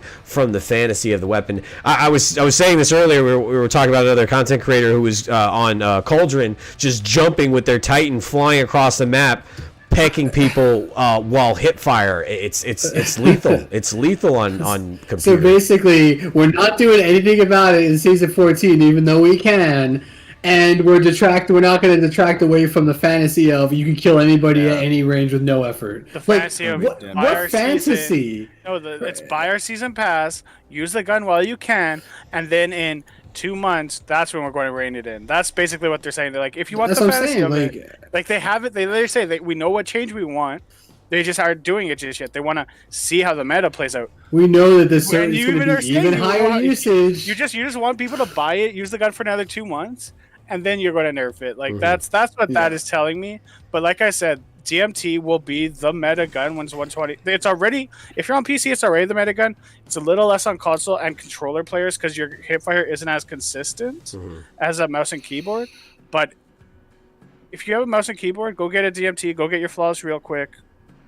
and then they'll nerf it when they see, the numbers reflect that it's too high, so we were accurate, so we are going to nerf it like we said we would. Yeah, that's all that is. Lightly, did you want to add in before I move on? No, I'm good. I'm just saying I need to really. Yeah, as with some of our other changes, we don't want to bump these too much too fast, so we'll follow up neat on the fusion rifles. They're going to let it destroy and run through everything. A few hot fixes that's going on right now that they fixed today. A few things going on with Guardian Games.